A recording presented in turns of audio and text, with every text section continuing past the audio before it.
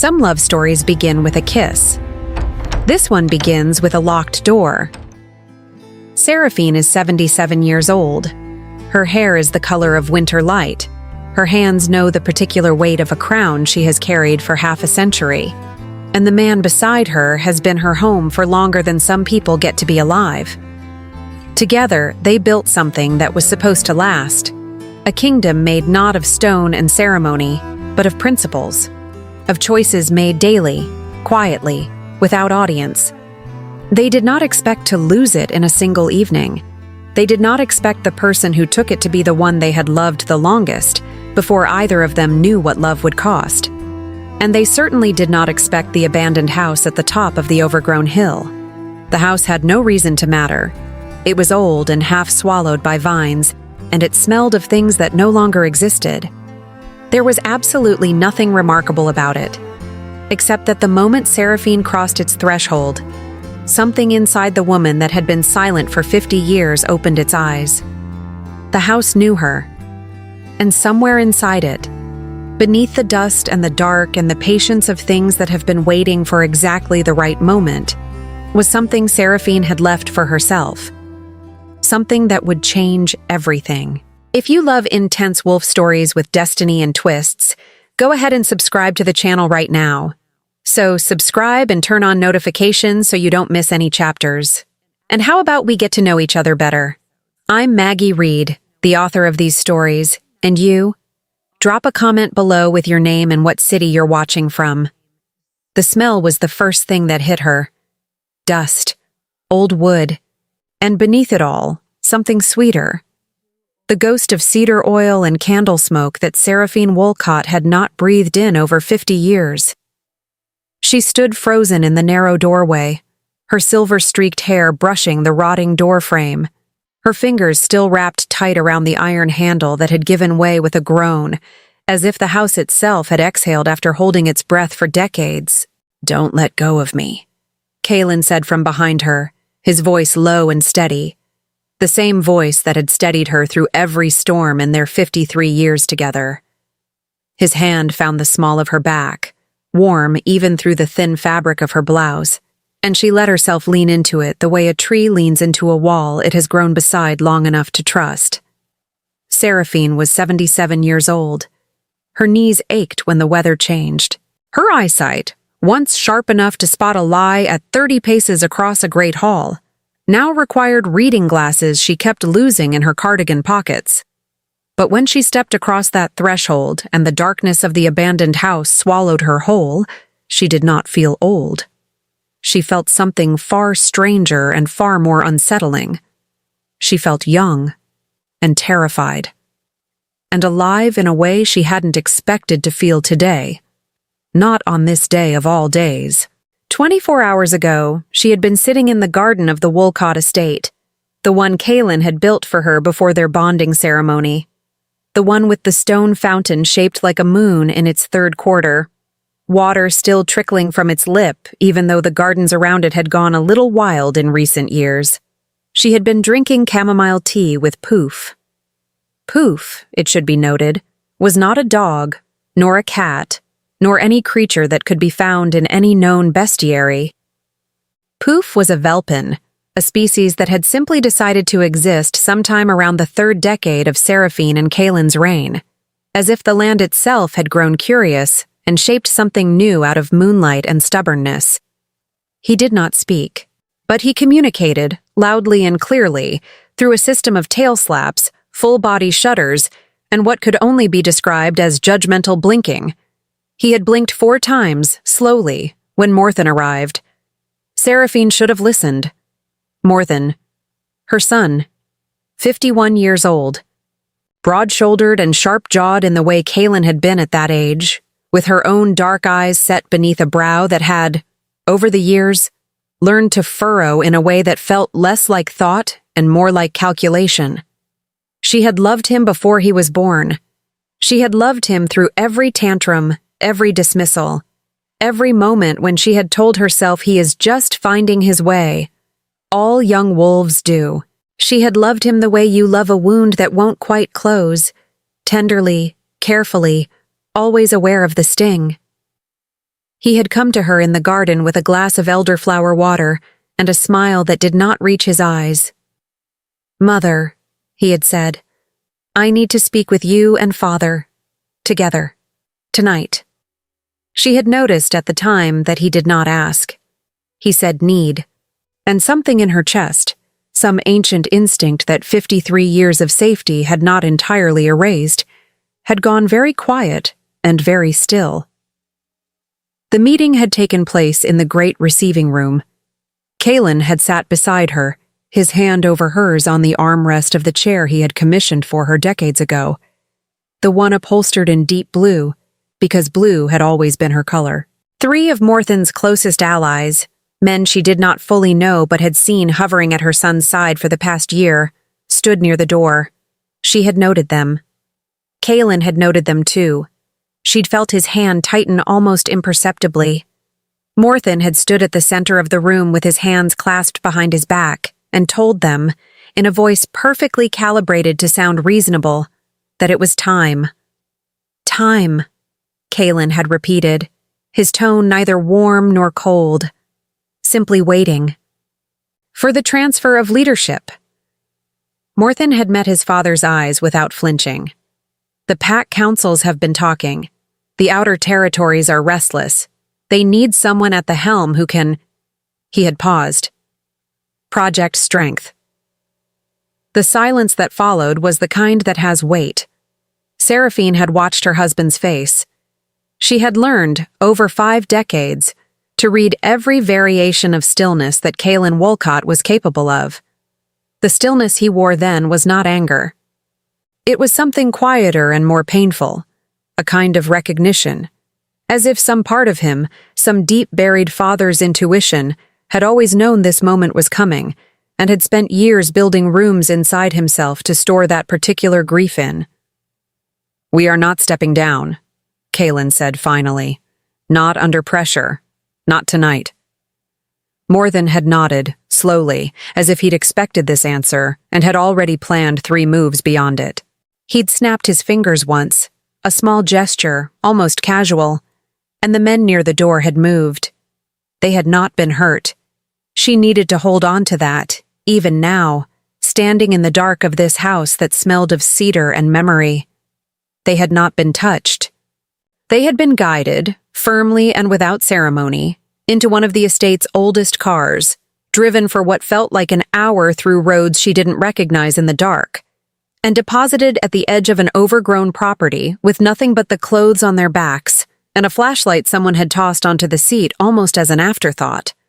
Almost as if someone had a conscience but couldn't quite decide what to do with it.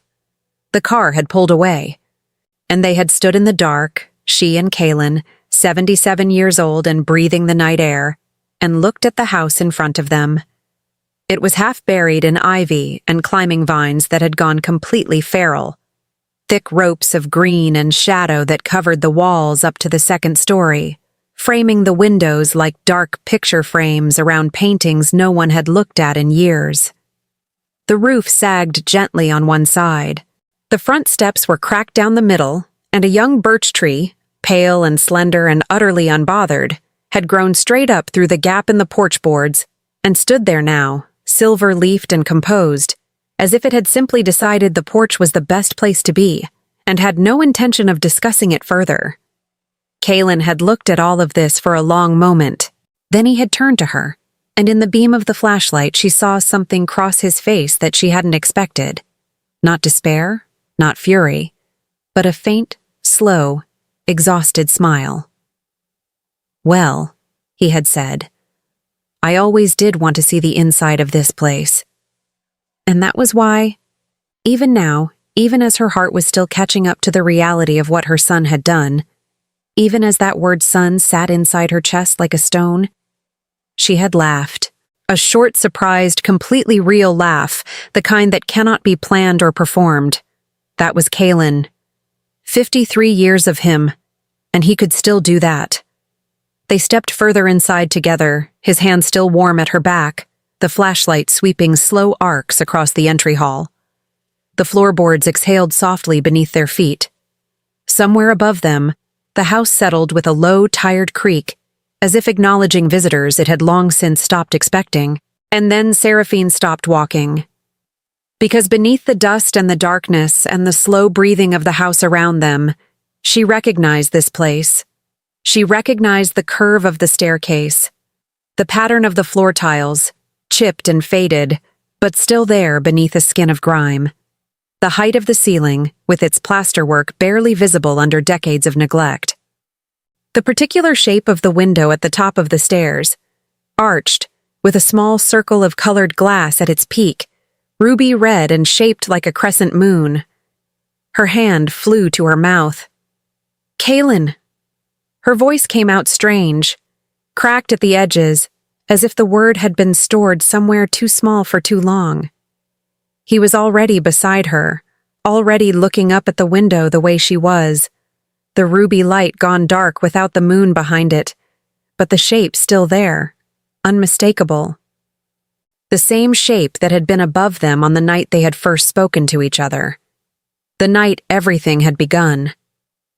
"I know," he said quietly. "This is the house."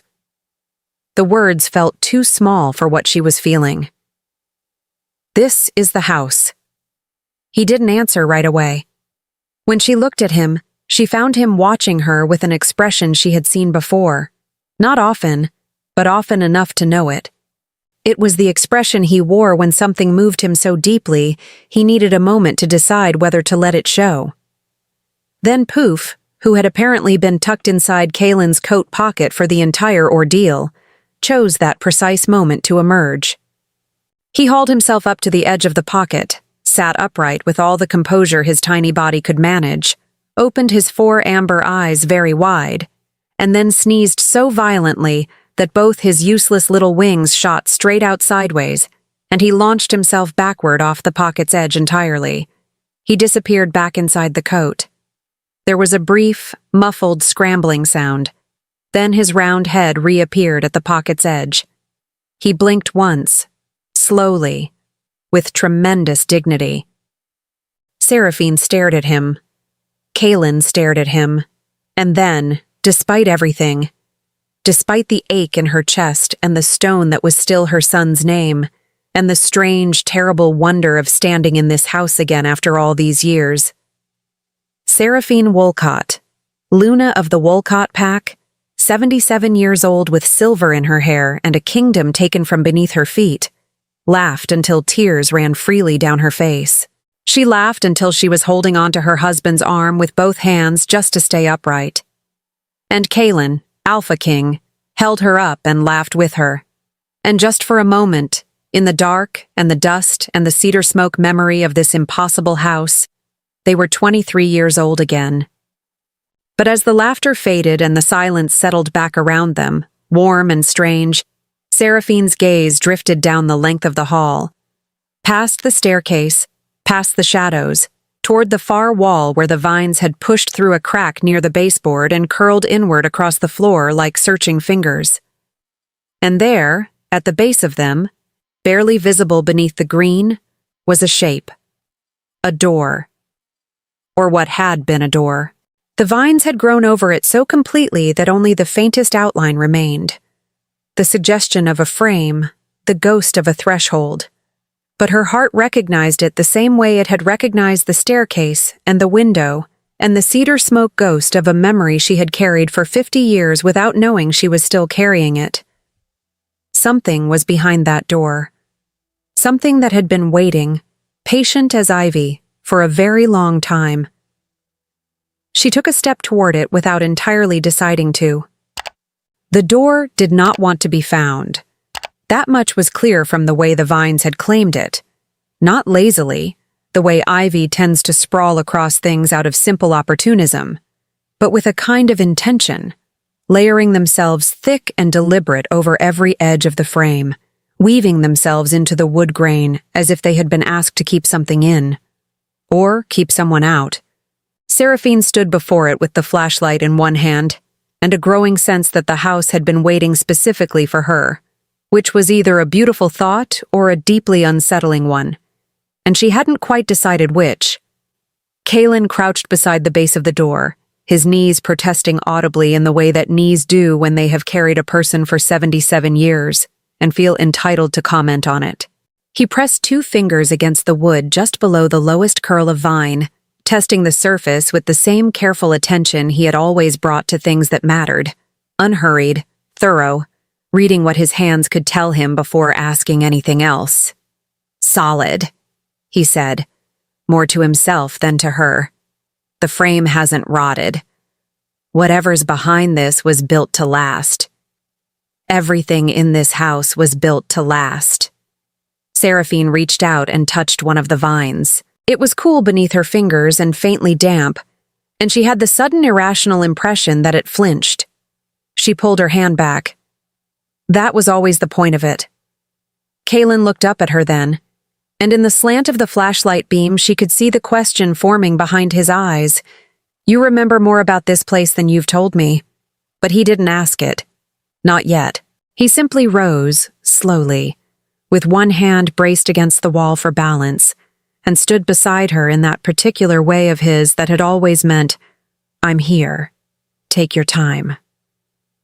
Poof had climbed out of the coat pocket sometime in the last few minutes and was now perched on top of Kaylin's left shoulder, studying the door with his 4 amber eyes in sequence. Left front, left side, right side, as if conducting a formal inspection. His 2 small, useless wings were fully extended, which in Poof's personal vocabulary meant he was either very interested or very suspicious, and had not yet determined which. He leaned forward incrementally, snout stretching toward the vines, until his face was approximately 2 inches from the nearest leaf. Then he leaned back, sat perfectly straight, and blinked all 4 eyes at once, which was a thing he did rarely, and which Seraphine had come to understand meant "I have formed an opinion, and it is not a positive one." "Noted," she told him. Kaylin glanced sideways at his own shoulder. "He's done that blinking thing. I saw. Should we be concerned? We're locked inside an abandoned house by our own son in the middle of the night." She paused. "I think the window for concern opened some time ago." He made a sound that was almost a laugh, not quite, but close enough that it warmed something in her chest. She turned her attention back to the door and thought about what she knew, which was more than she had admitted aloud, and what she felt, which was considerably more complicated than she was ready to say. This house had a name once. Not an official name, not the kind carved into stone gateposts, but the kind that a place earns through what happens inside it. The pack had called it the Thornvale House because of the way the vines had always grown here, even before anyone could explain why, even in dry summers when everything else on the hillside burned gold and brittle. The vines at the Thornvale House stayed green. They stayed alive. And they grew, always, toward the windows and the doors, as if the house were slowly pulling a blanket over itself. Seraphine had been 23 years old the first time she walked through the front door. She had not walked in willingly. She had been brought here by her Aunt Maves, who was the pack's keeper of old laws and who had the interpersonal warmth of a drafty corridor in January. Aunt Maves had told her, without preamble or apology, that the Thornvale House was where the binding accord was kept, and that as the eldest daughter of the Pharaoh bloodline, Seraphine had a responsibility to witness its renewal before her bonding ceremony.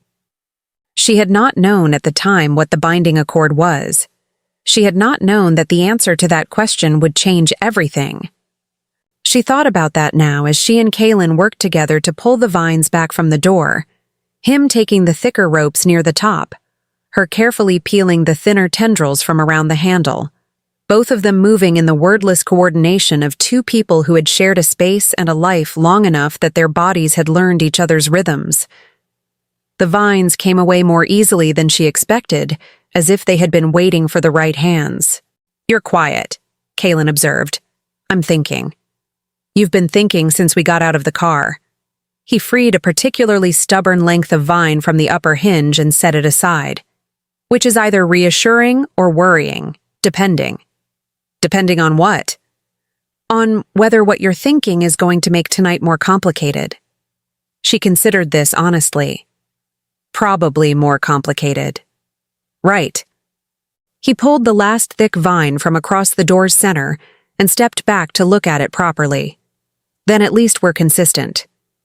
The door, revealed, was darker than the surrounding wall, not from rot, but from the wood itself, which was a deep reddish brown that had only deepened with age. There was no decoration on it, no carving, no symbol, no number. Just a single iron ring set into the center, worn smooth from decades of hands that were no longer here. Kaylin looked at her. She looked at him. Poof sneezed. That's a vote, Kaylin said. That's always a vote. Seraphine reached out and wrapped her hand around the iron ring.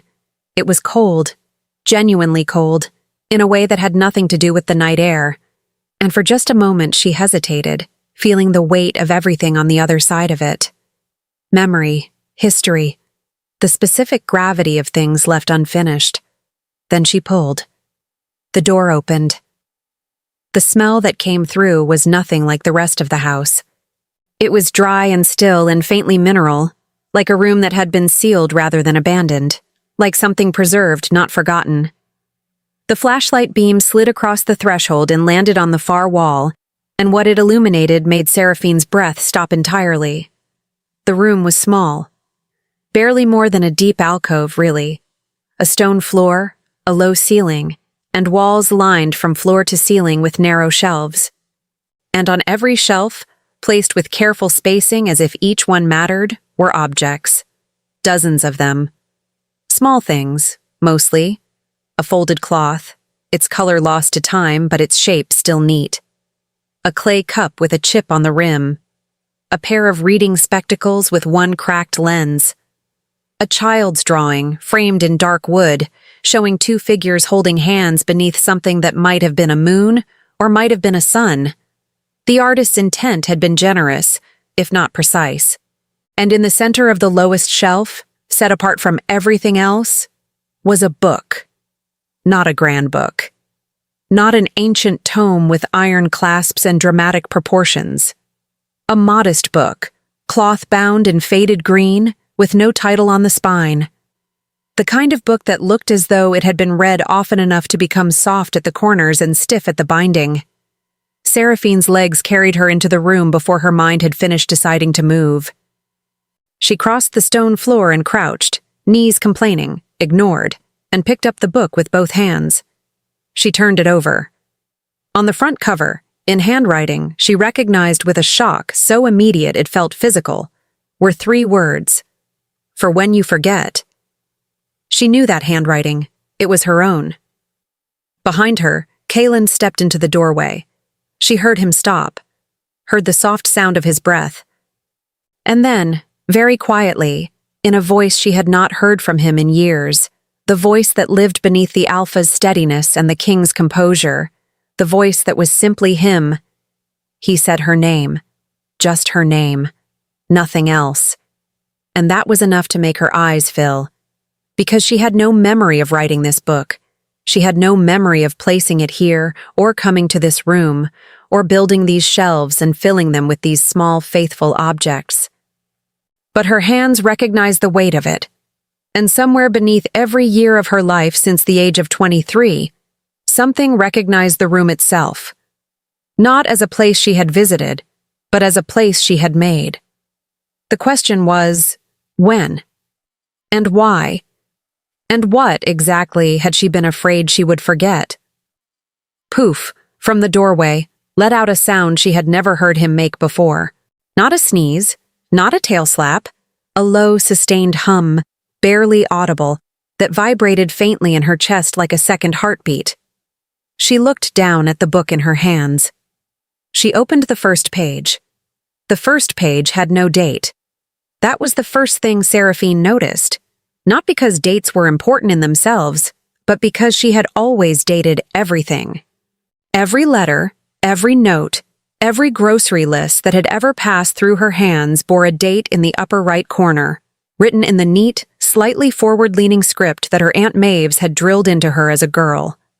It was a habit so deep it had stopped being a choice decades ago. She dated things the way other people breathed. without thinking, without stopping, simply because not doing it felt wrong. This page had no date. It had, instead, a single line. If you are reading this, then the Thornvale called you back. That means the accord is breaking. And that means Morthen has already moved. The flashlight trembled in Kaylin's hand. Seraphine read the line again, then a third time. The words did not change, which was both obvious and somehow surprising, because some part of her had expected them to. Had expected the house to offer some gentler version of what was written there. Some softer entry point into whatever this was. The house, it turned out, was not interested in gentle. "Read it aloud," Kaylin said. His voice was steady. She knew what that steadiness cost him, because she could see his jaw, and his jaw was doing the thing it did when he was working very hard at calm. She read it aloud. The silence afterward was dense and warm and slightly terrible. Then, from the doorway, Poof made a sound that could only be described as vindicated. A single sharp tail slap against the door frame, followed by the full four-eyed slow blink. He had, after all, blinked 4 times when Morthen arrived the previous evening. He had expressed his opinion clearly and through proper channels. He wished the record to reflect this. "Yes," Seraphine said without looking up. "You were right. You are always right. I don't know why we don't simply ask you first." Poof settled his wings and said nothing, which was as close to gracious as he ever got. Kaylin came fully into the room then, ducking slightly under the low doorframe and crouched beside her. His shoulder pressed against hers, warm, solid, present. And she felt some of the trembling she hadn't known was in her hands move quietly into him and dissolve. That had always been the particular alchemy of him. She didn't become less afraid when Kaylin was near. She simply became more capable of carrying it. She turned the page. The second page was denser. Full paragraphs in her handwriting, written with the slightly compressed letters she used when she was trying to fit a great deal of thought into a small amount of space. She had seen this handwriting in old correspondence, in margin notes, in the edges of maps. But never like this. Never this urgent. "I don't know when you'll find this. I don't know how much you'll remember. So I'll start from the beginning, which is also the end, which is how the Thornvale works. Pay attention. This part matters. The binding accord is not a document. You were told it was a document. A record of the founding agreements between the bloodlines. A ceremonial text renewed once per generation by the eldest pharaoh daughter. That is what Maves told you. That is what Maves believed. Maves was wrong." Seraphine paused. Aunt Maves had been wrong about very few things in her life and had known it, which was precisely what had made her so exhausting to be around. The idea that she had carried a fundamental misunderstanding about the most important piece of law in the Pack's history for her entire tenure as keeper of old laws was complicated. It was the kind of complicated that would have required significant processing time if the situation were not already so comprehensively strange. She read on. The binding accord is a living thing. Not metaphorically. Not symbolically. It is alive in the way that roots are alive. Slow, patient, and capable of traveling distances that would seem impossible if you only looked at the surface. It was made during the founding, before the bloodlines understood what they were building, and it has grown with the Pack ever since. It lives in the Thornvale house because the Thornvale house was built around it, not to protect it, but to give it somewhere to breathe. What it does? It holds. That is the only way to say it simply.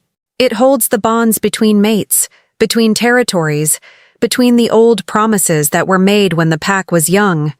As long as the accord lives, those bonds cannot be severed by force. A mate cannot be truly separated from their partner. Not by distance, not by circumstance, not by another's will. As long as both still choose each other. Seraphine stopped reading. She became very still. Kaylin, reading over her shoulder, had also gone still, but in a different way, the way of someone who has just understood something and is deciding what to do with the understanding. Seraphine. His voice was careful. I know. If the accord is what this says it is, then more than locking us in here isn't cruelty. She closed her eyes briefly. The shape of it settled over her like cold water, slow and complete. It's strategy. He needs us away from the estate, away from the pack, away from anyone who might witness us choosing each other publicly. Because as long as we choose each other, he can't take what he's trying to take. Kaelin finished it quietly. The accord won't allow the bond to be overridden. The leadership doesn't transfer cleanly if the current Alpha and Luna are still bound and still choosing. The room felt smaller than it had a moment ago. Seraphine opened her eyes and looked down at the book in her hands and thought about the version of herself who had written this, who had come to this room, at some point she couldn't access, and had written everything down in a clear hand with no date at the top of the page, as if she had already known the date wouldn't matter, as if she had known exactly who would come and when, and in what condition. How did I know? She thought. And then, immediately beneath that, what else do I know that I've forgotten? She turned another page. This one was shorter, just a paragraph, and, beneath it, something that was not a paragraph at all. A sketch. Small, done in the same ink, a few confident lines that formed a shape she recognized immediately as the room she was sitting in. The shelves, the objects, and in the center of the lowest shelf, a small rectangle that was clearly the book itself, which meant that somewhere in the past, her own hand had drawn a picture of the book she was currently holding, inside the book she was currently holding, which was either profound or made her head hurt. Possibly both. The objects on the shelves are not decorations. Each one belongs to someone who was part of a founding bond. They are here because the accord asked for them. A piece of each promise, something small and real and chosen. If you look carefully, you'll recognize one of them. You put it here yourself, the last time you came. You'll know it when you see it. Kaelin stood before she did. She heard him move behind her, heard the soft sound of him turning to face the shelves, and then a long, uncharacteristic quiet. She rose and turned to look at what he was looking at. His eyes were fixed on the second shelf from the bottom, right side, on a small object she had missed in her first sweep of the room, partly because it was set behind a clay bowl, and partly because some self-protective instinct had perhaps not been ready to see it. It was a ribbon. Dark blue, the exact shade of the chair upholstery at the estate, worn thin at one end from being tied and untied many times. She knew this ribbon. She had worn it braided into her hair on the morning of her bonding ceremony, and she had assumed for 53 years that she'd lost it sometime in the joyful chaos of that day. She had not lost it. She had brought it here, and she still did not remember doing it. Kaelin reached out and picked it up, and she watched his hands, those hands she had known for over half a century, mapped every line of, held through every hard night. Turn the ribbon over once, twice, carefully, the way he turned over things that mattered. Then he looked at her, and his expression was so open and so unguarded that it took her breath the way it had when they were young, the way she had always hoped it would keep doing, and had feared sometimes it might stop. We're going to be all right, he said. Not as a comfort. As a fact, stated with the same precision he brought to everything he believed deeply. You don't know that yet. No. He held the ribbon out to her. But I know you wrote yourself a manual for this exact situation, which means that at some point you were certain enough of us to plan for it. The corner of his mouth moved. That seems like a reasonable foundation. She took the ribbon from him. The worn end was soft between her fingers. Behind them, Poof had migrated from the doorway to the middle of the stone floor, where he had found a small patch of something interesting near the baseboard and was investigating it with the focused intensity of a scholar who has located a primary source. Both side eyes were trained on the baseboard. Both front eyes were trained on Seraphine and Kaylin. He was, as always, doing several things at once and judging all of them simultaneously. "There's more in the book," Seraphine said, looking back down at it. "I know. Some of it is probably going to be difficult." "Most true things are." She nodded once, squared her shoulders. The old instinct, the one that had carried her through 50 years of being a Luna, of walking into rooms that expected something from her, and choosing each time to be equal to it. Whatever her past self had written in these pages, she had written it for a reason. And whatever the Accord was doing, whatever was breaking, whatever Morthen had set in motion, she had apparently, at some point, already thought about how to answer it. She just had to remember. She turned the next page, and 3 lines in, her breath caught, because what was written there was not about the Accord, or the house, or the ribbon, or any of the careful architecture of old magic and older bonds. It was about Morthen. And it began, "You need to understand why he became this. Not to excuse it, to survive it. You need to understand why he became this. Not to excuse it, to survive it." Seraphine read the line twice before continuing. The book felt heavier than it had a moment ago. Not physically, but in the way that important things sometimes do when you are on the threshold of understanding something you have been avoiding for a long time. Kaylin had settled beside her on the stone floor, his back against the lowest shelf, one leg stretched out and the other bent, with the ease of a man who had long ago made peace with the indignity of sitting on cold floors when circumstances required it. He was close enough that their shoulders touched. She didn't move away from that. She didn't think she could have, even if she'd wanted to. She read aloud. It felt right, somehow. This room, this silence, his presence beside her. The words deserved a voice. Morthen was not born difficult. You know this. You knew it the moment you held him and felt the particular quality of his attention, how completely he focused on whatever was in front of him, how little he needed from the world when he had decided what he wanted from it. That quality, in another life, would have made him extraordinary. You told yourself it still might. You told yourself that for a very long time. She paused. The words pressed on something that had been bruised for years. The first thing he learned to count was not numbers. It was weight. Specifically, the weight of your attention versus your husband's. He was perhaps 4 years old when he began keeping this tally, and he was perhaps 6 when he decided, based on evidence he had gathered with the thoroughness of a child who has inherited 2 very precise minds, that the scales did not balance in his favor. Kaylin made a quiet sound beside her. Not a word. Just an exhale that carried something old in it. He was wrong. You know he was wrong. But the error was not in his counting. It was in what he chose to count. Kaylin was Alpha King. His attention, when it landed on Morthen, was total and serious and full of expectation, because that is how Kaylin loves, completely, with his whole self, and with a deep belief that the people he loves are capable of more than they think. Morthen experienced this as pressure. He filed it carefully under the heading of not enough. Every praise that came with a correction, every proud moment that arrived alongside a lesson. Every time his father watched him with that particular look, the one that means I see who you could become.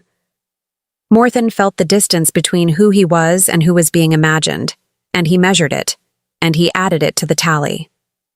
Seraphine stopped reading. The room was very quiet. Somewhere outside, beyond the walls and the vines and the dark, an owl made one low sound and then was silent. "He never told us," Kaylin said.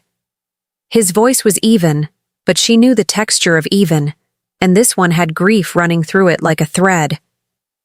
He wouldn't have known how. She looked down at the page. He was counting. He wasn't. He didn't have the language for it yet.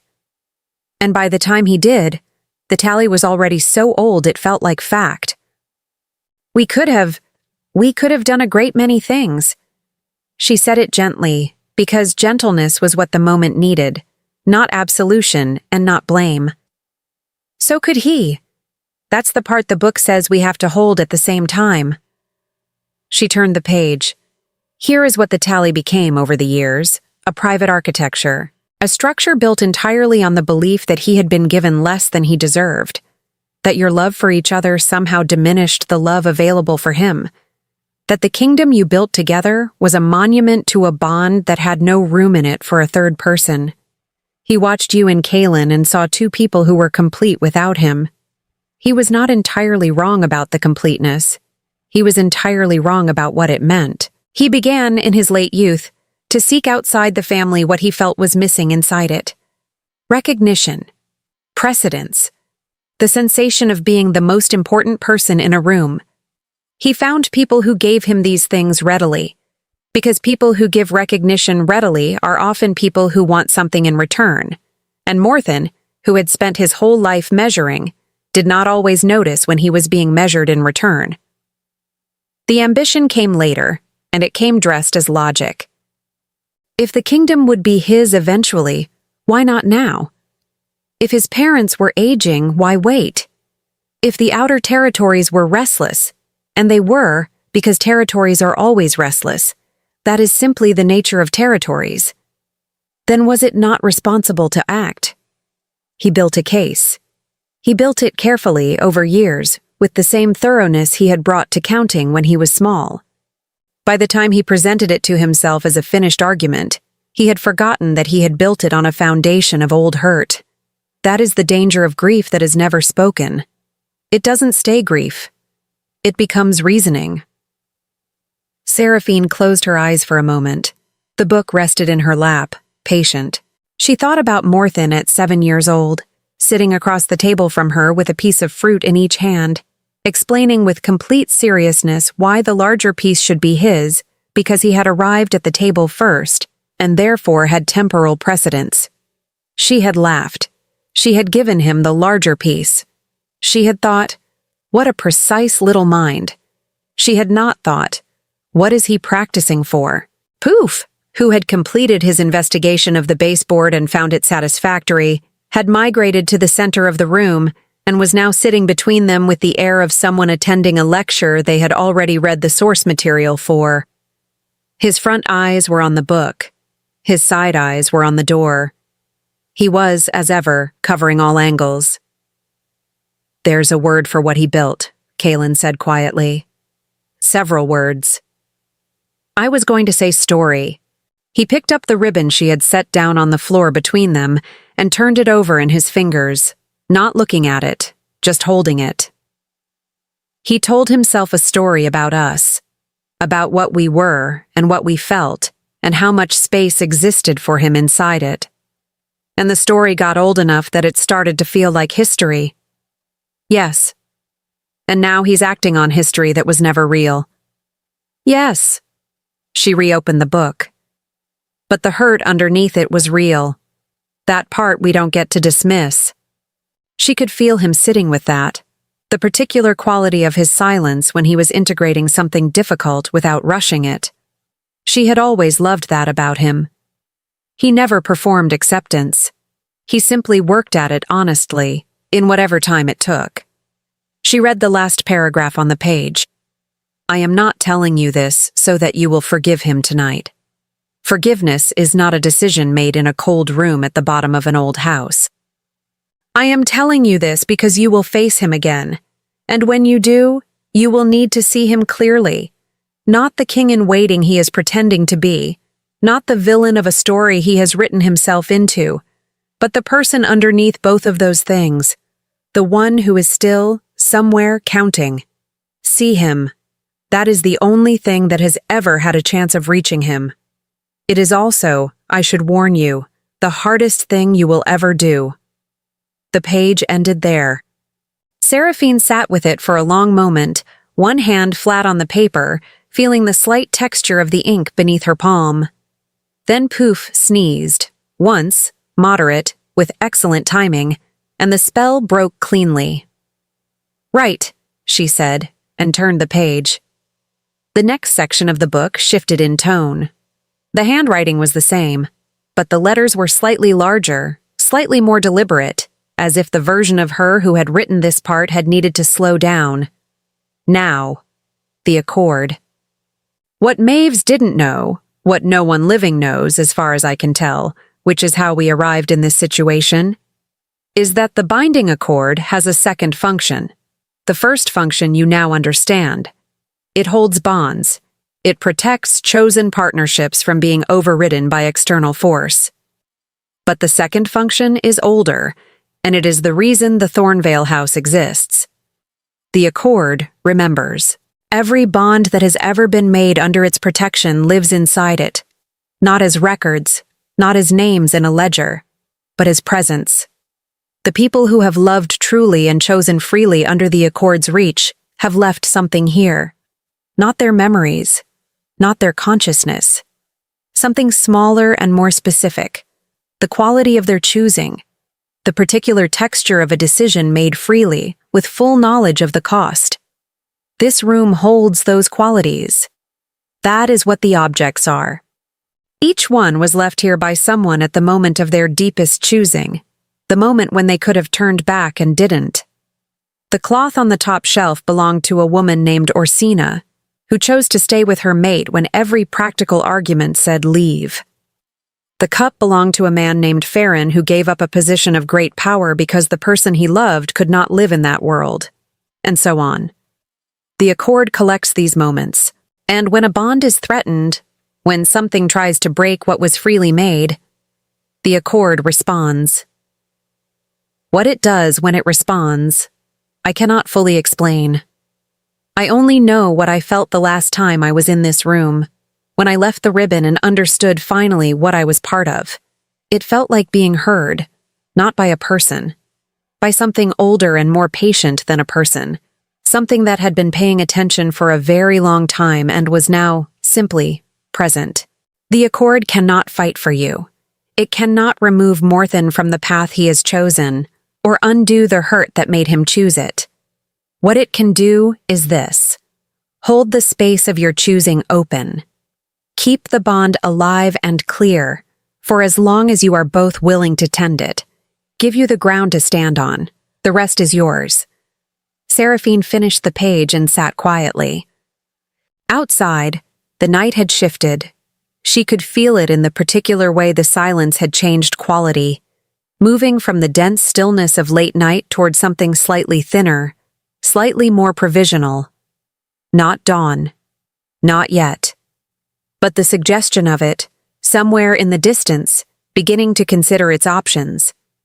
She stopped. The grammar of talking about herself in the past tense while reading her own writing was proving unexpectedly complicated. The person who wrote this had been through something. You can feel it in the sentences. You had been through something, Kaylin said, with the gentle firmness of someone correcting a fact. However this works, the not remembering, the book, the house, it was you. You sat in this room and wrote this for yourself because you knew we would need it. I don't remember being that person. You don't need to remember it to be her. He turned to look at her directly then, with the full, unhurried attention that had always been his most disarming quality. You are her. She had your handwriting and your dates in the corner habit, except when she was scared enough to forget.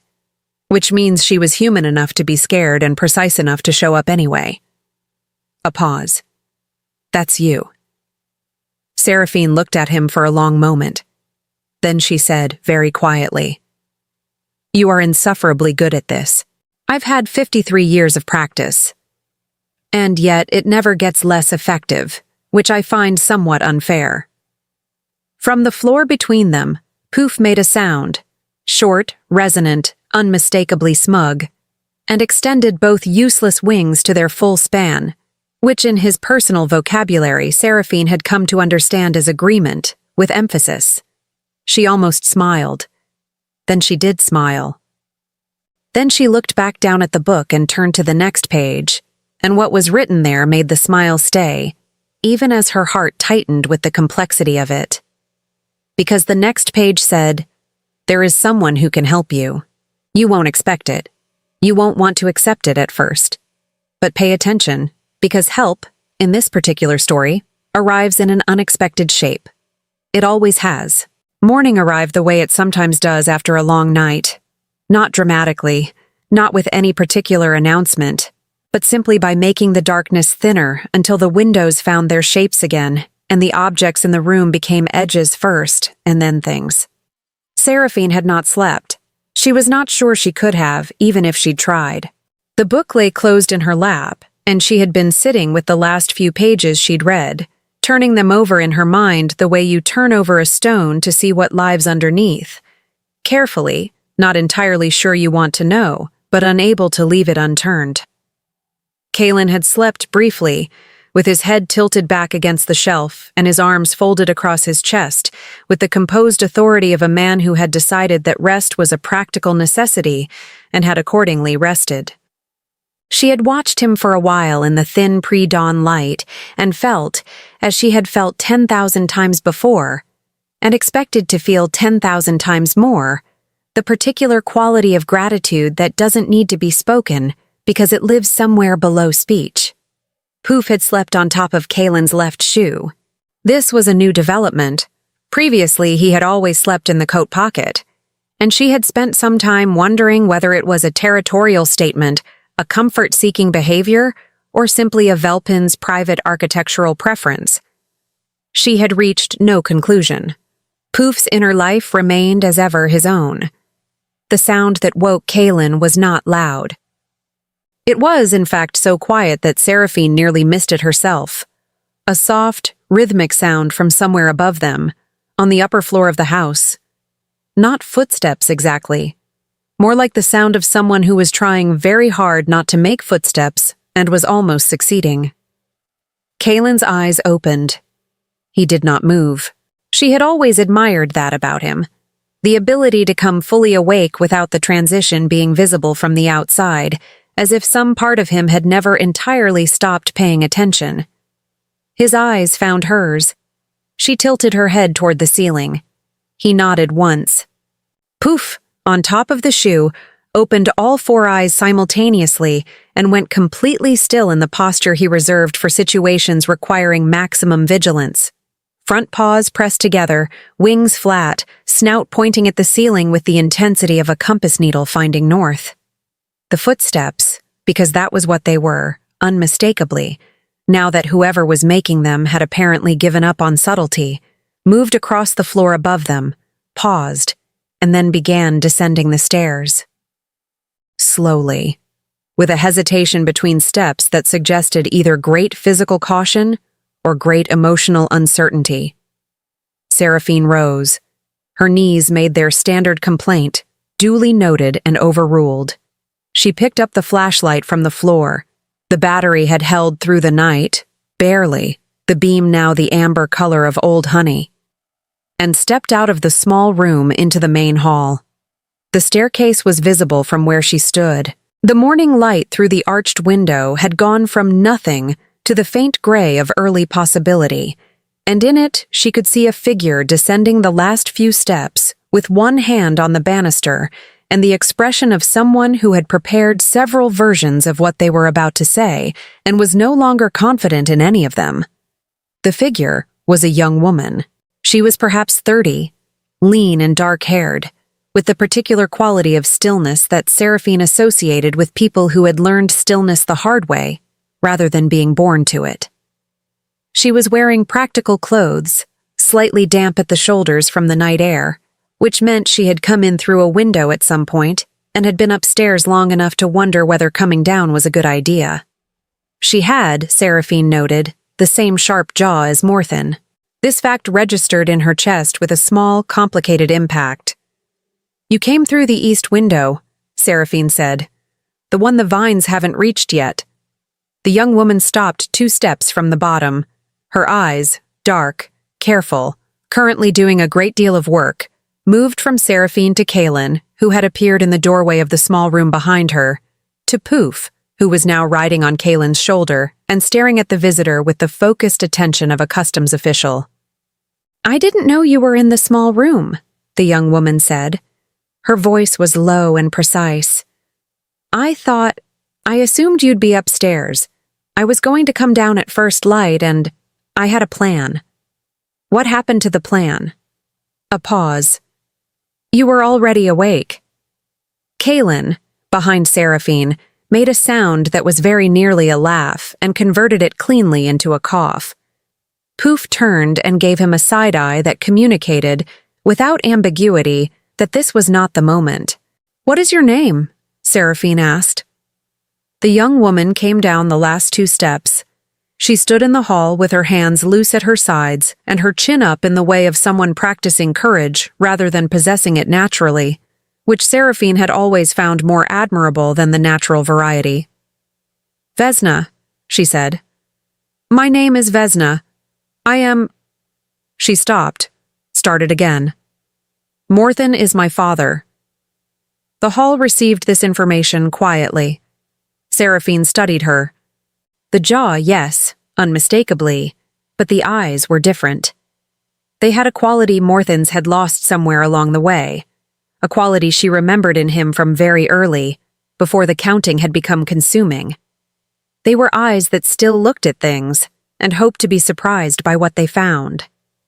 "You knew he was going to do this," Seraphine said. It was not quite a question. Vesna's chin stayed up. "I didn't know until 2 days ago. When I understood what he was planning, She glanced at the floor briefly, then back up. "I couldn't stop him.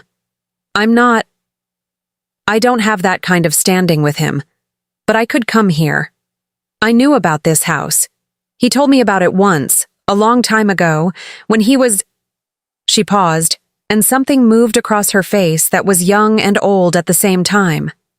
When he was different. "Or before he finished becoming what he is now," Kaylin said, not unkindly.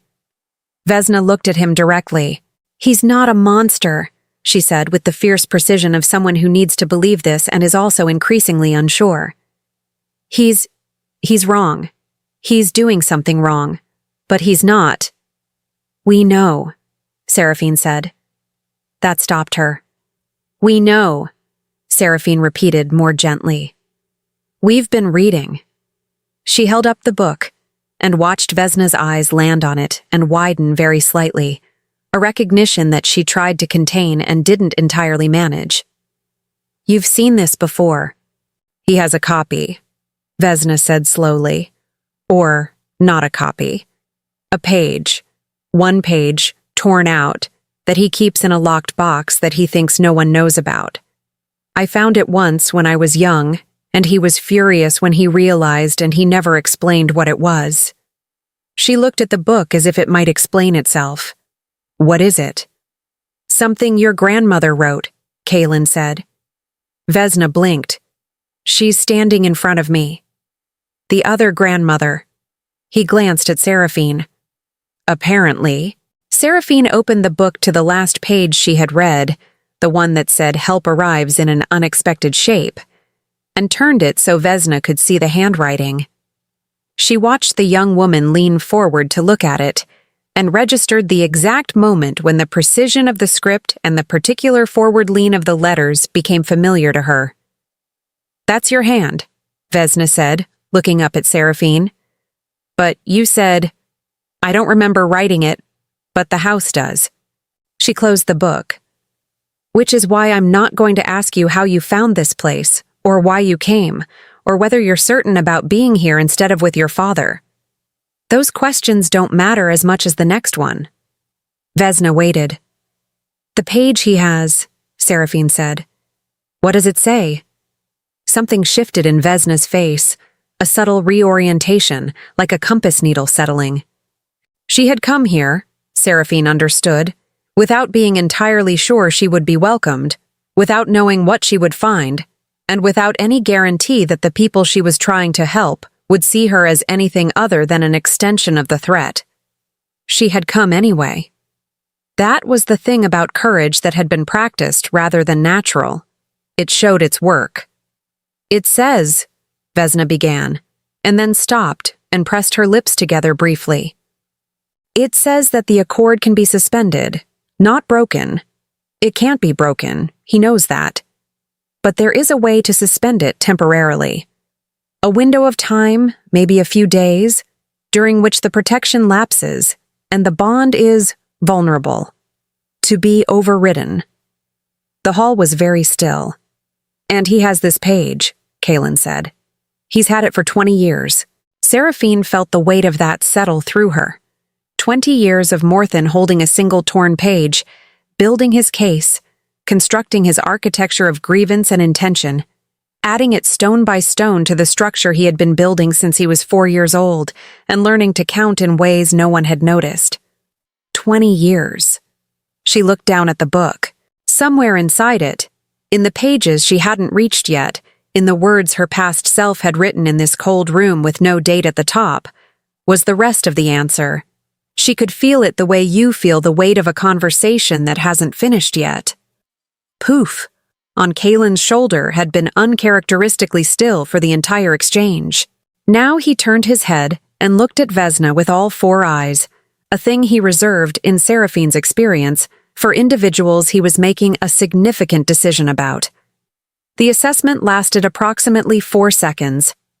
Then he sneezed once, lightly, and turned his face forward again. Vesna stared at him. "That's good," Seraphine said. "The sneezing is good? 1 sneeze is good. 4 blinks is a warning. Full wing extension with 2 sneezes is a formal objection." She paused. "He disapproved of your father quite strongly." Vesna looked at the Velpin for another moment with an expression that suggested she was recalibrating several things simultaneously. "He's not in any natural history record I've ever read." "No, he isn't." "What is he?" Poof turned his side eyes toward her with an expression of immense dignity. "We believe," Kaelin said, "that he is whatever he decided to be, which puts him in fairly select company." Vesna stood in the gray morning light of the Thornvale house, surrounded by things she didn't fully understand yet, and looked at the 2 old wolves who were her grandparents-in-law and in bond, and in every meaningful sense, and at the impossible small creature on the shoulder of the Alpha King, and at the book that should not exist in the hands of the woman who had written it without remembering. Then she said, "Tell me what you need me to do." And Seraphine, who had been Luna for 53 years and had learned over all of them to recognize the exact moment when a tide turned, opened the book to the next page. Vesna looked at the window question as if it were a test she hadn't studied for, but recognized the subject matter. "It's not just a window," she said after a moment. "The frame is older than the rest of the house. The wood is different, darker, much denser. My father mentioned it once years ago, when I was young enough that he still talked to me about things that mattered to him."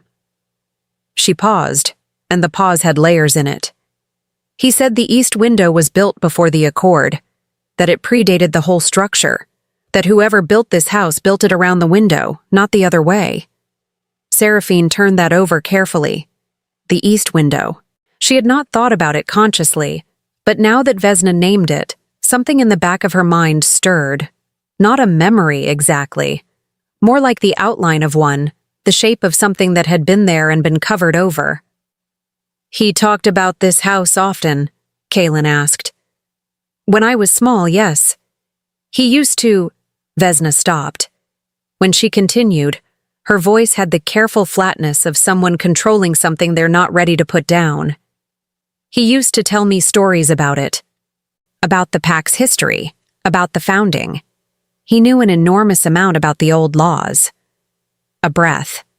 "I think he loved it once. The history. The weight of it. I think he genuinely wanted to be part of something that mattered." She looked at the floor briefly. And then somewhere the wanting curdled. "Your mother," Seraphine said, not as a question, but as an opening. Vesna's expression shifted, not closed, but careful. "She left when I was small. I don't have a clear picture of her. Just impressions, a particular scent, the sound of her leaving." She said it without drama, in the tone of someone who has long since finished being surprised by their own wound. After that, it was just him. Me and him and the locked box with the torn page. a faint, dry curve of her mouth. He was not, as a single parent, particularly warm, but he was present, in his way. The hall held the weight of that quietly. Poof! From Kalen's shoulder, had been watching Vesna throughout this exchange with the sustained attention he reserved for situations he had not yet fully categorized. His front eyes were on her face. His side eyes had drifted, in the way they sometimes did when he was thinking laterally, toward the east end of the hall, toward the direction of the window she had come through. Seraphine noticed. "Show us," she said to Vesna. "The window." They moved through the house in the thin morning light. Seraphine, Kalen, Vesna, and Poof, the last of whom had apparently decided to walk rather than ride, and was making his way along the baseboard with the unhurried authority of someone who had personally approved this route. The east hallway was narrower than the entry, the walls closer, the ceiling lower, and the light here had a different quality. Not the gray provisional light of early morning that filled the main hall, but something warmer, almost amber, that seemed to come from no particular source. The window was set into the wall at the end of the hall, and Seraphine understood immediately why it had predated the house.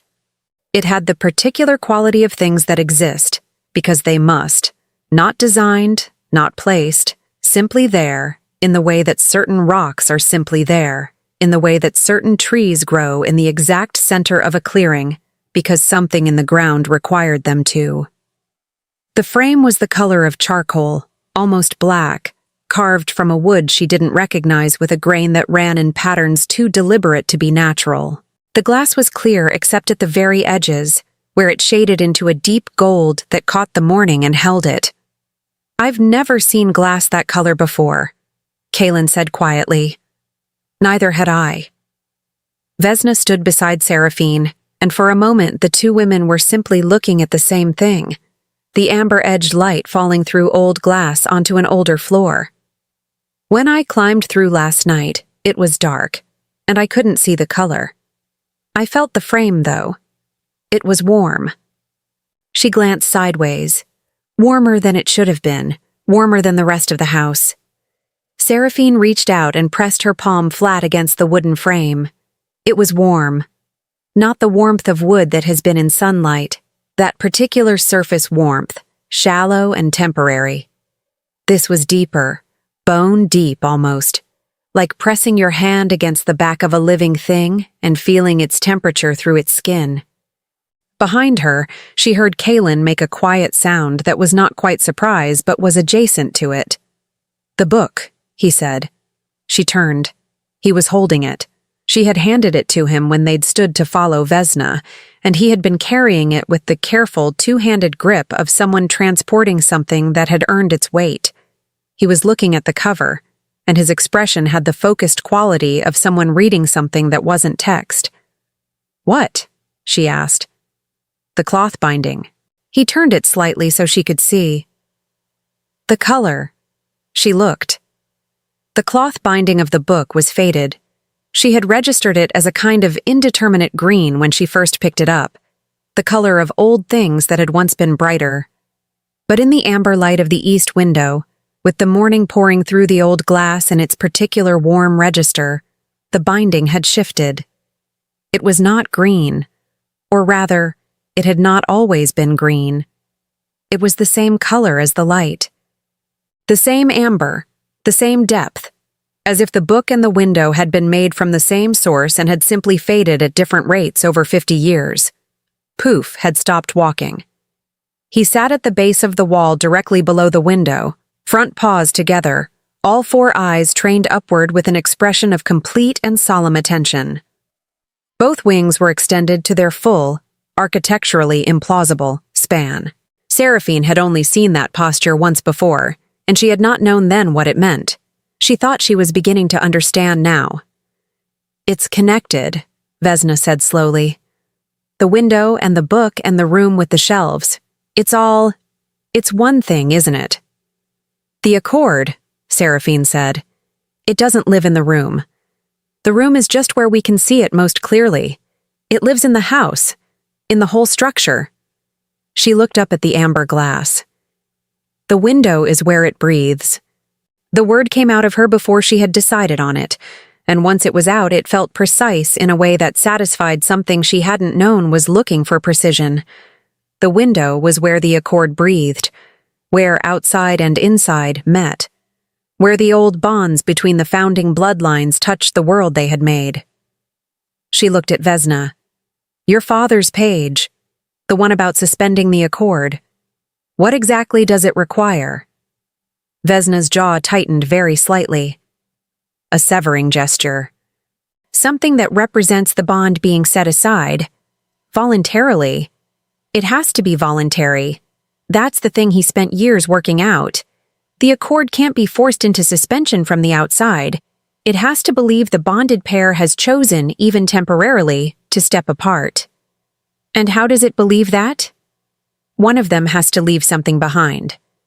Vesna looked at the book in Kaylin's hands. The way the objects in that room were left, as proof of choosing, but in reverse. Instead of leaving something as proof of staying, you leave something as proof of... She stopped.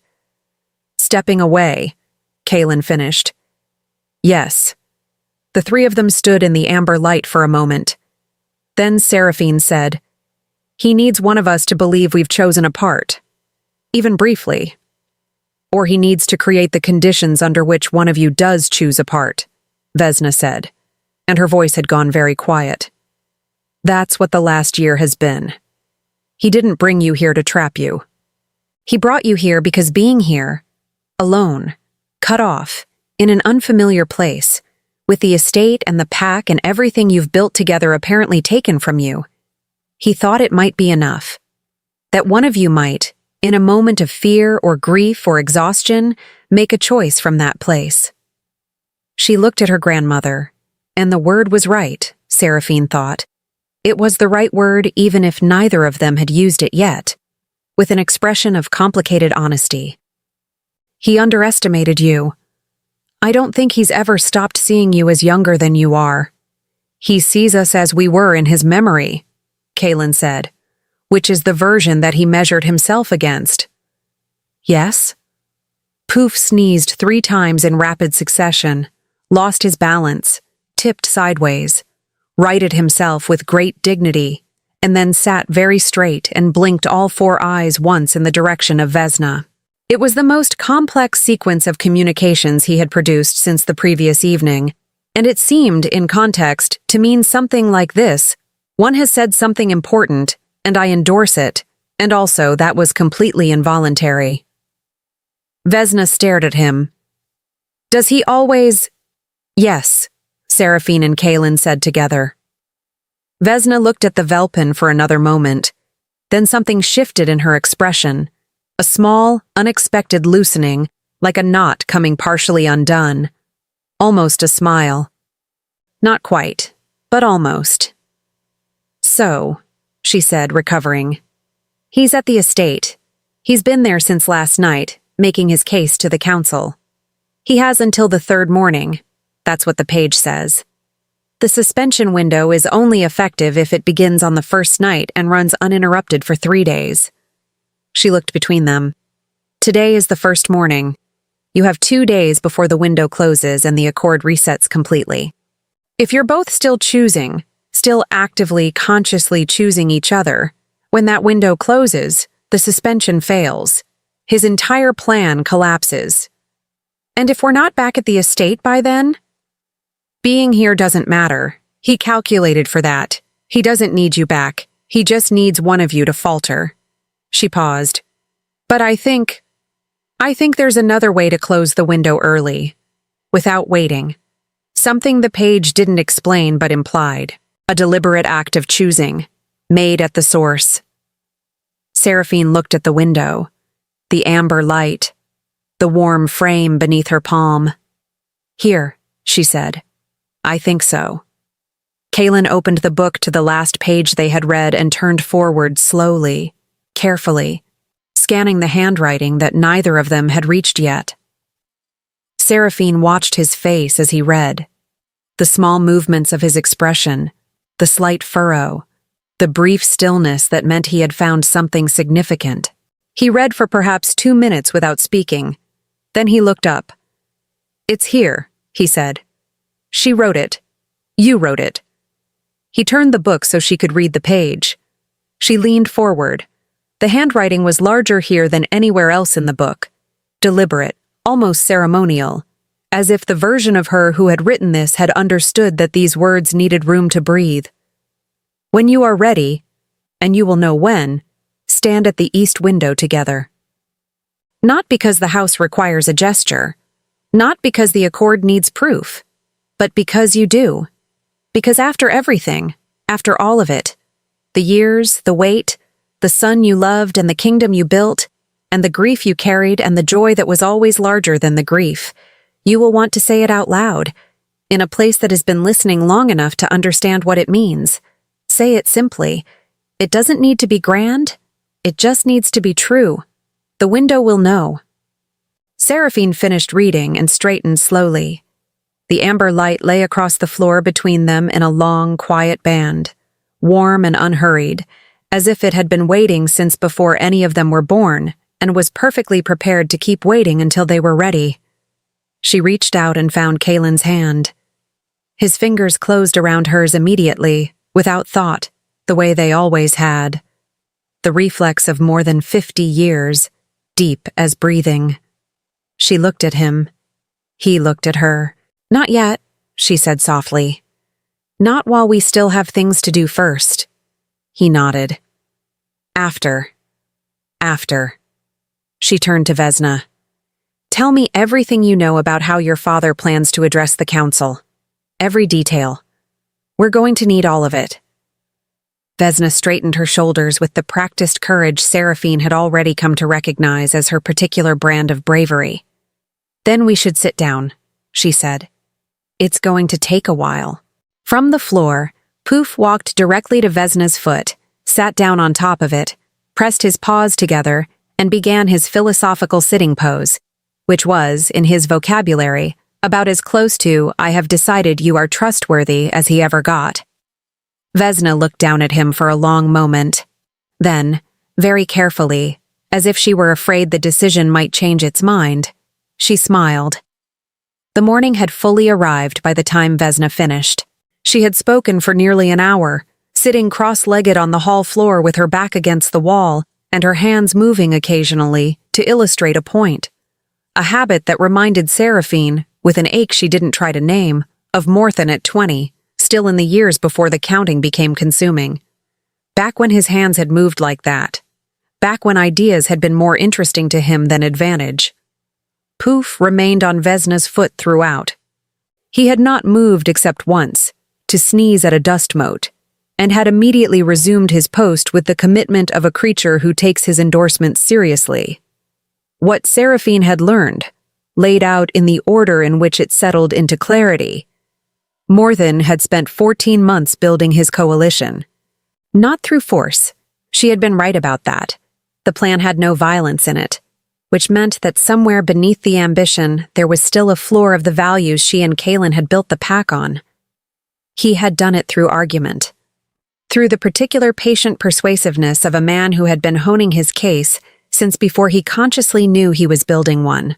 He had identified the members of the outer council who felt overlooked, the territory representatives who had grown tired of traveling to the estate for decisions that could have been made closer to home, the older advisors who had begun to conflate familiar with stagnant. He had listened to each of them carefully and had reflected back, in his precise and considered way, exactly what they most wanted to hear. None of it was technically false. That was the part that made it so effective and so difficult to simply dismantle from the outside. The outer territories were restless. The travel was a genuine inconvenience.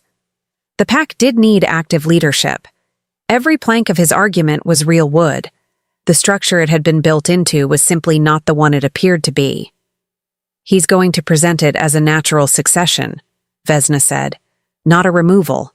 He has papers, transition documents framed as something you both agreed to in principle years ago.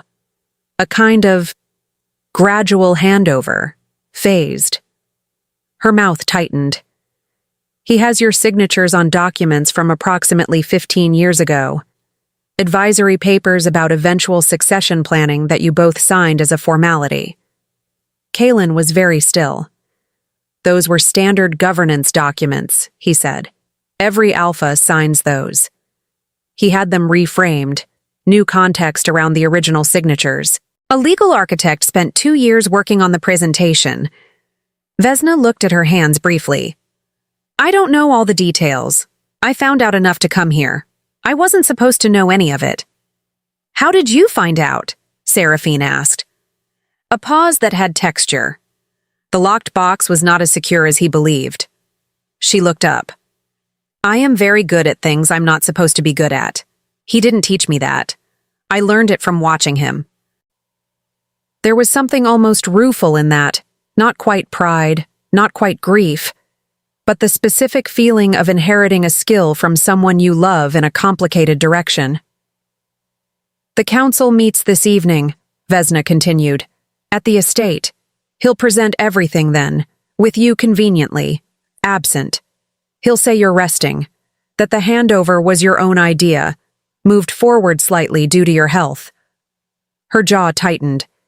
He has a physician who will support this. Seraphine absorbed this. Thought about the shape of it, the careful scaffolding, the years of preparation, the way every element supported every other element so that pulling one piece would not collapse the whole. It was, she thought with a complicated admiration she was not entirely prepared to feel, an extremely sophisticated piece of work. Morthen had always been thorough. We need to be there, Kalen said. At the estate. Tonight. That's what I thought too, Vesna said. But how? He'll have people watching the roads. He knows you're here. He put you here. He'll expect you to try to leave. He'll expect us to try to escape, Seraphine said. A slight distinction, but a meaningful one. He won't expect us to arrive. Kalen looked at her. She looked at him. This was the other thing about 53 years. Sometimes you didn't need to finish the sentence. The riverside path, he said. It's overgrown. We have time. Your knees have handled worse. My knees would like me to note that they dispute this characterization. Vesna had been watching this exchange with an expression of someone recalibrating something important. You came through the riverside path before, she said slowly. Years ago, when you were young. Before it was our estate, Seraphine said. Before any of it was ours. We knew this hillside before we knew anything else about who we were going to become. She stood, and her knees made their standard formal complaint, which she addressed with the same policy she always did. Acknowledgement and continuation. There's a way through the lower field that comes out 1/2 a mile behind the east garden wall. It bypasses every road. He won't have thought of it, Kalen said, because he doesn't know we used to come that way. It's not in any document. It's not in any memory of ours that he would have access to. He paused. It's just ours. Vesna looked between them. I should go back first, ahead of you. If I'm at the estate when you arrive, I can make sure the right doors are open, and I can be there when he presents to the council. She stopped, swallowed. I can witness. Whatever happens, there should be someone who witnessed it and will say the truth of what they saw. The hall was quiet for a moment. Seraphine looked at her, this young woman with Morthen's jaw and her own stubborn willingness to show up without any guarantee of welcome, and felt something settle in her chest that was not simple and not uncomplicated, but was, unmistakably, the beginning of something. Vesna, she said, when this is over, however it ends, I want you to know that the door is open. To you, not conditionally, not after a review period. She kept her voice steady. You came here without being asked. You came because it was right, even when it was hard, even when you couldn't be sure of your welcome. That matters. Vesna's chin stayed up. Her eyes did something complicated. I heard you reading, she said quietly. Last night, in the small room, I could hear you through the floor. The book, the words. I didn't come down right away because I needed to know if what I was hearing was real. A pause. I needed to hear that you understood him, even a little. Before I could, she stopped. Before I could trust that coming here was the right thing. Seraphine nodded slowly. And now? Now I'm standing on a foot that belongs to someone who is very much alive and judging me. She looked down at Poof, who had not moved. Metaphorically, and I feel like I'm in the right place. Poof, as if this were his cue, removed himself from her foot, walked 3 dignified steps forward, turned around, sat down, and blinked all 4 eyes at once. This was, in his vocabulary, a formal acknowledgement. Vesna blinked back at him, which was not something most people thought to do, and which Seraphine noted with quiet satisfaction. The preparations were simple because they had to be. They had nothing but what they'd arrived with, which was, in total, the book, the ribbon, the flashlight with its amber-dyeing battery, Kaylin's coat, Seraphine's cardigan with the reading glasses in the pocket, and Poof, who did not consider himself a belonging, but who was also not going to be left behind, and had communicated this through the medium of sitting in the center of the doorway, with his wings extended until the point had been received. Vesna left through the east window an hour after sunrise, moving quickly and quietly through the overgrowth with the practiced ease of someone who had been going places she wasn't supposed to go for a long time. Seraphine watched her until the greenery closed behind her, and then stood in the amber light of the east hallway for a moment, one hand on the warm window frame. She would come back here. She and Kaylin, after. She had promised herself that, quietly, without words. They would stand at this window together in the light and say the thing that didn't need to be grand, only true. The window would know. But first. Ready? Kaylin appeared beside her, coat buttoned, Poof installed on his shoulder with the air of an expedition member who has reviewed the route and found it acceptable. My knees are registering a formal protest. Noted and overruled. That's what I told them. She looked at him, the familiar landscape of his face in the morning light, every line she knew, every variation of expression she had memorized, and continued to find new things in. Kaylin. I know, he said before she finished. I wasn't going to say anything important. I know. I just wanted to say I know in case you were. She took his hand. His fingers closed around hers. They walked out into the morning together, through the front door, past the birch tree growing unbothered through the porch boards, down the cracked steps, into the overgrown hillside that smelled of wet earth and new things growing. Behind them, the Thornvale house stood in its vines and its amber light and its patient, living quiet, holding everything that had been left inside it. Ahead, the riverside path waited, narrow and probably half lost under 20 years of growth, requiring careful footing and likely at least one creative maneuver around a fallen tree. Poof sneezed once, briskly, in the direction of travel. They went. The riverside path had not forgotten them. That was the only way Seraphine could describe it, the way the overgrowth seemed to part just enough, the way the ground beneath the years of accumulated leaves was still firm and navigable, the way the river itself ran beside them with the steady, unbothered sound of something that has been running long enough to find its rhythm and has no intention of changing it. The path had not been maintained, but it had not been lost either. It had simply been waiting, the way certain things wait, without impatience, without any particular attachment to whether it was used or not, simply available. Her knees had opinions about the 3 places where the path dropped steeply toward the waterline. She acknowledged the opinions and kept moving. Kaylin walked slightly ahead on the narrow stretches. Not because she needed him to, but because after 53 years his body had its own opinions about where it preferred to be when the ground was uncertain. And those opinions expressed themselves in positioning rather than words.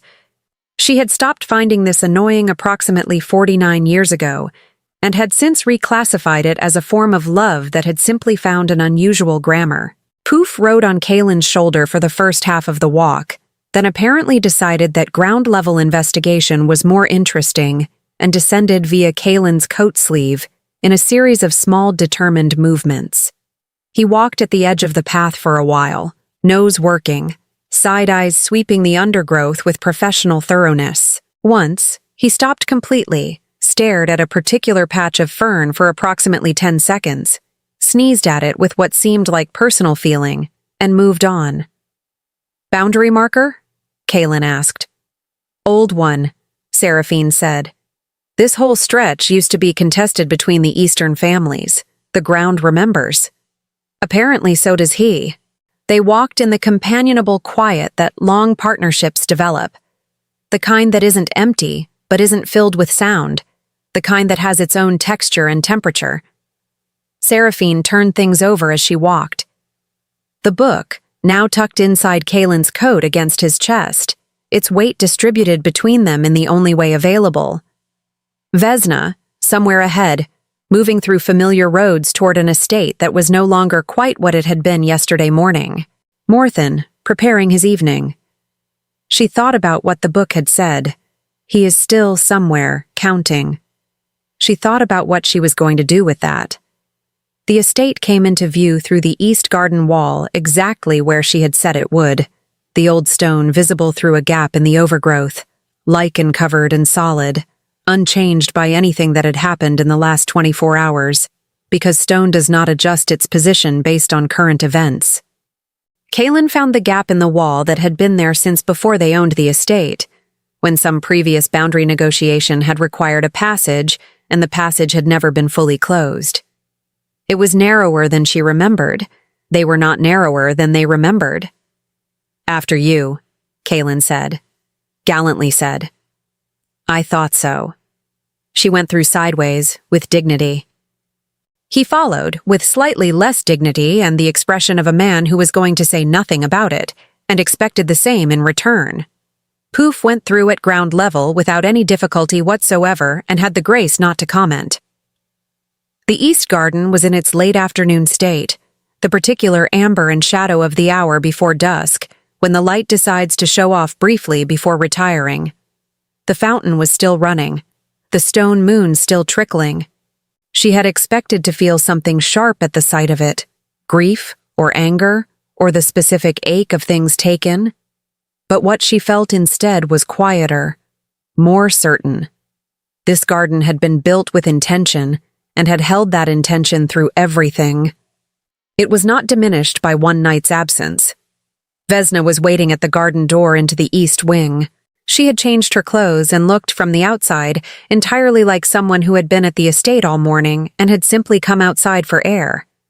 She had, Seraphine suspected, practiced this. "The council assembles in an hour," she said, without preamble. 14 members, 9 from the outer territories, 5 from the home estate. He has strong confidence in 11 of them. She paused. He doesn't know that 2 of the 11 have been having second thoughts since this morning. Something about the phrasing of the transition documents felt not quite right to them. They haven't said so aloud yet.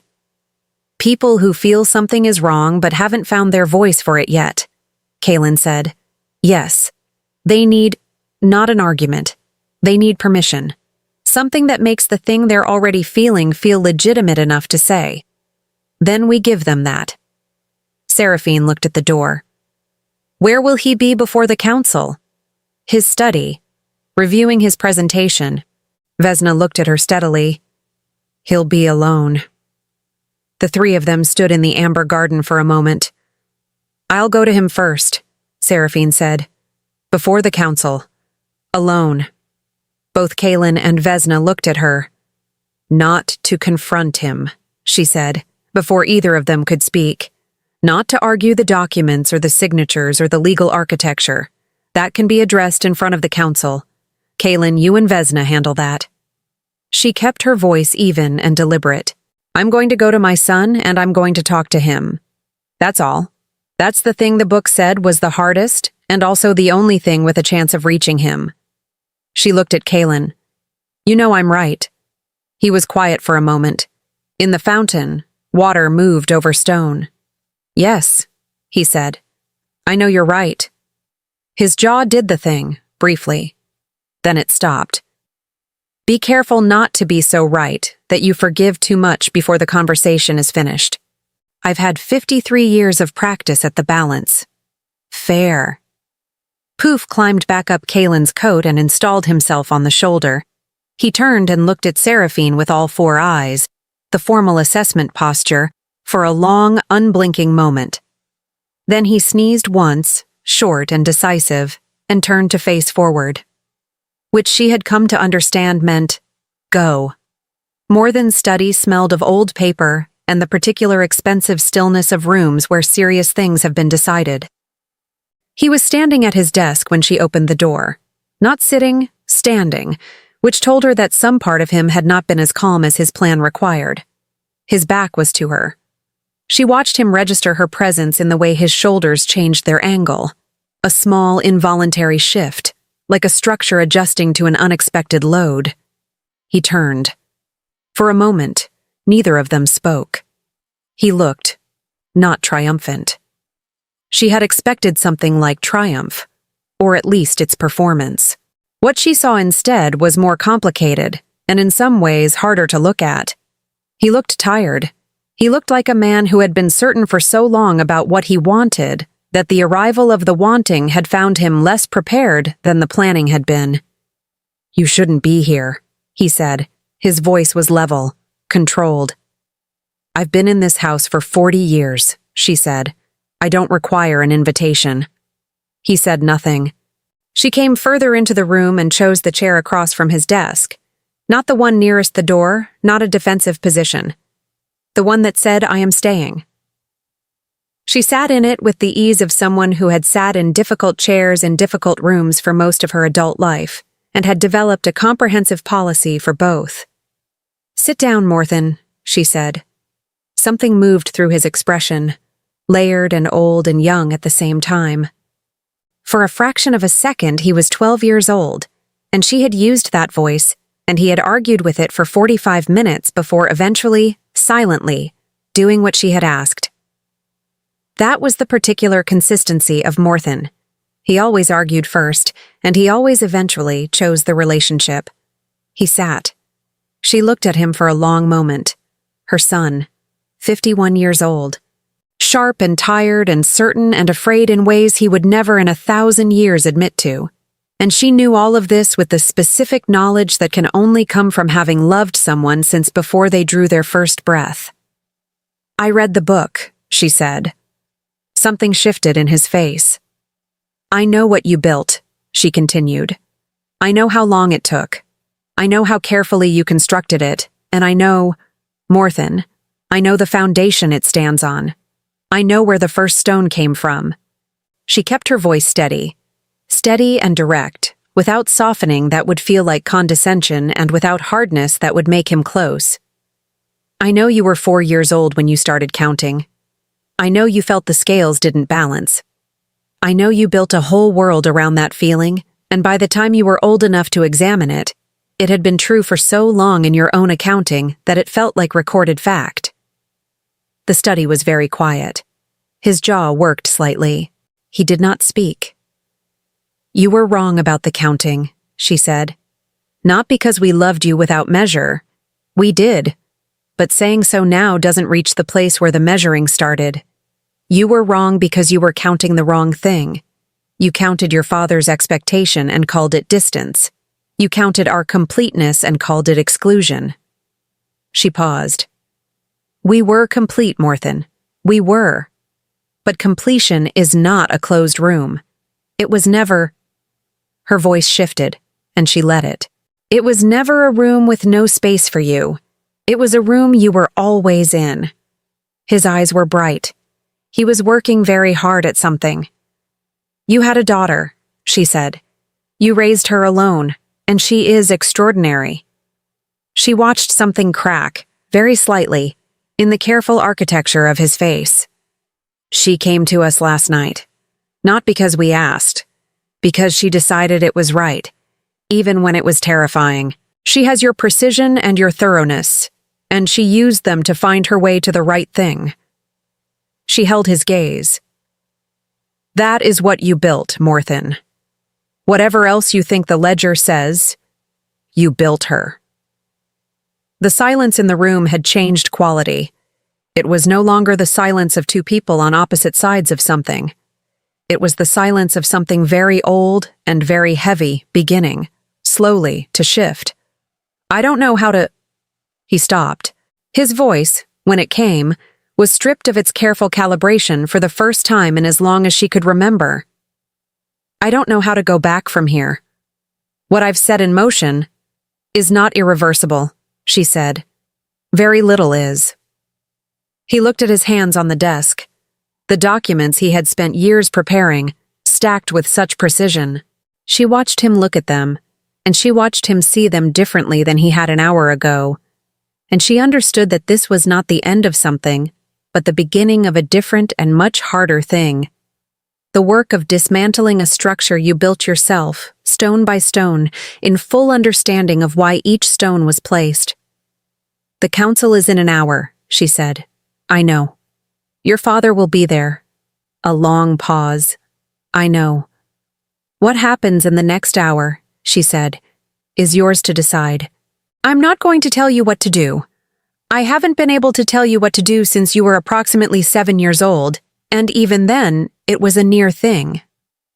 Something moved across his face that was not quite a smile, but was related to one. "But I want you to walk into that room knowing that the door is not closed. Between us, it is not closed." She rose. He rose too. Automatic, the habit of a lifetime. She looked at her son across the desk that was covered in 51 years of careful planning, and she held his gaze until she was sure he had received what she was giving him, which was not absolution, and not permission, and not the erasure of consequences, but something older and more fundamental. The simple fact that she was still there. She walked to the door, paused with her hand on the frame. "One more thing," she said, without turning. "Poof disapproved of you. Strongly. He is willing to revisit this position, but it will take time and you will need to demonstrate good faith." She paused. "He responds well to consistency and to people who sit still long enough to be examined." She heard behind her the sound of her son exhaling, long, ragged, and entirely unguarded. Almost a laugh. Not quite, but almost. The council room had not changed. Seraphine had walked into this room for the first time at 26 years old, newly bonded, newly Luna, wearing an expression she had spent the previous hour in a mirror practicing into something that looked more like authority than the terror it actually was. She remembered the particular quality of the silence when she had entered. 14 pairs of eyes performing their assessment, measuring the new Luna against whatever idea of a Luna they had been carrying, finding her simultaneously more and less than expected in the various ways that rooms full of people always find the person they've been waiting for. She was not 26 now. Her silver hair and her unhurried step and the 53 years of being exactly what she was made a different kind of entrance entirely. Kaylin was already inside, standing at the far end of the long table, and the fact of him there, solid and present and alpha in every line of his posture without requiring any of the performance of it, made something in her chest release a tension she hadn't fully registered carrying. Vesna stood slightly to his left, which was a position that communicated, to anyone paying attention, a clear alignment without declaring it loudly. 14 council members. The room had the charged quality of a space where something important had been building for a while and had not yet decided how to release. Morthan was not there yet. Seraphine took her place beside Kaylin, and his hand found hers beneath the table's edge. The old habit, the reflex, 53 years of choosing expressed in a single point of contact. And she felt the accord do something she could only describe as settle, like a deep tone, below hearing, resolving itself. Then the door opened. Morthan walked in. He looked at his parents standing together at the head of the table, and the architecture of his face did something complicated. A rapid internal renegotiation that was visible for only a moment before his composure reassembled. But it was visible. and the two council members Vesna had identified as having second thoughts. She could see them from where she stood, both leaning fractionally forward. Saw it too. He took his seat. Not the head seat. He sat along the side, among the council members, and the symbolism of that repositioning was quiet and complete.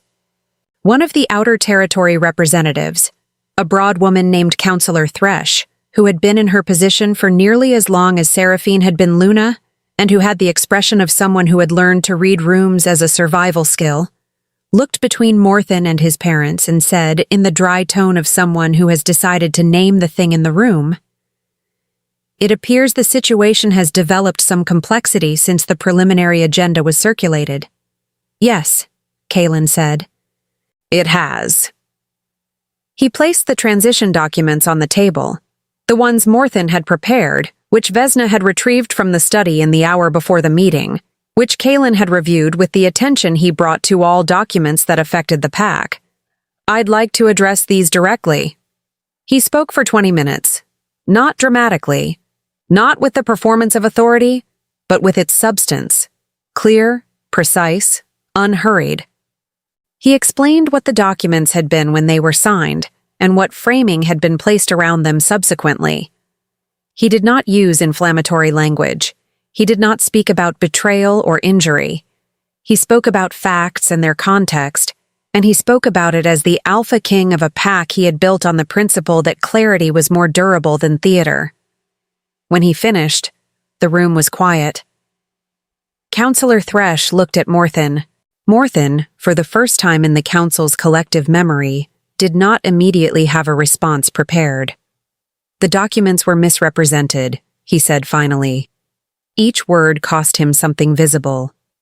The framing applied to the original signatures it exceeded what the signatures were intended to convey. The room received this with the particular focused attention of people who have just heard something they expected to take much longer to hear. "I have spent considerable time," Morthen continued, his voice precise and stripped of its usual performance, "constructing an argument for a transition that I believed was necessary. I believed it genuinely. The belief was built on a foundation that I have—" He stopped. "That I have recently had cause to examine more carefully." He looked very briefly at his mother. "The foundation was not as solid as I thought." Counselor Thresh sat back in her chair with the expression of someone updating a significant file. "The Outer Territory concerns are real," Morthen said, and his voice had shifted slightly, less constructed, more considered. "The travel burden on the Eastern representatives is a genuine operational problem that deserves a genuine structural solution. I have proposals that address this." A pause. "Proposals that do not require a change in leadership. Proposals that I should have brought to the table directly, years ago, instead of—" He looked at the documents in front of Kaelin. "Instead of building something else around them." The silence that followed was not uncomfortable. It was the silence of a room processing something unexpected and finding it more workable than anticipated. Kaelin placed his hand flat on the documents. "The proposals," he said, "will be heard, properly, with full council input, beginning at the next session." He looked along the table. "The Outer Territories have not been heard as well as they should have been. That is a failure I own, and it will be addressed." He did not look at Morthen when he said it, but the room understood who the statement was also directed toward.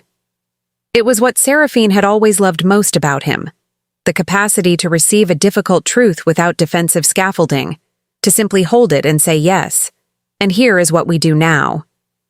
Counselor Thresh called for the session to move to formal business, which it did, in the efficient and slightly anticlimactic way that significant moments often conclude once the significant part is over and the administrative reality reasserts itself.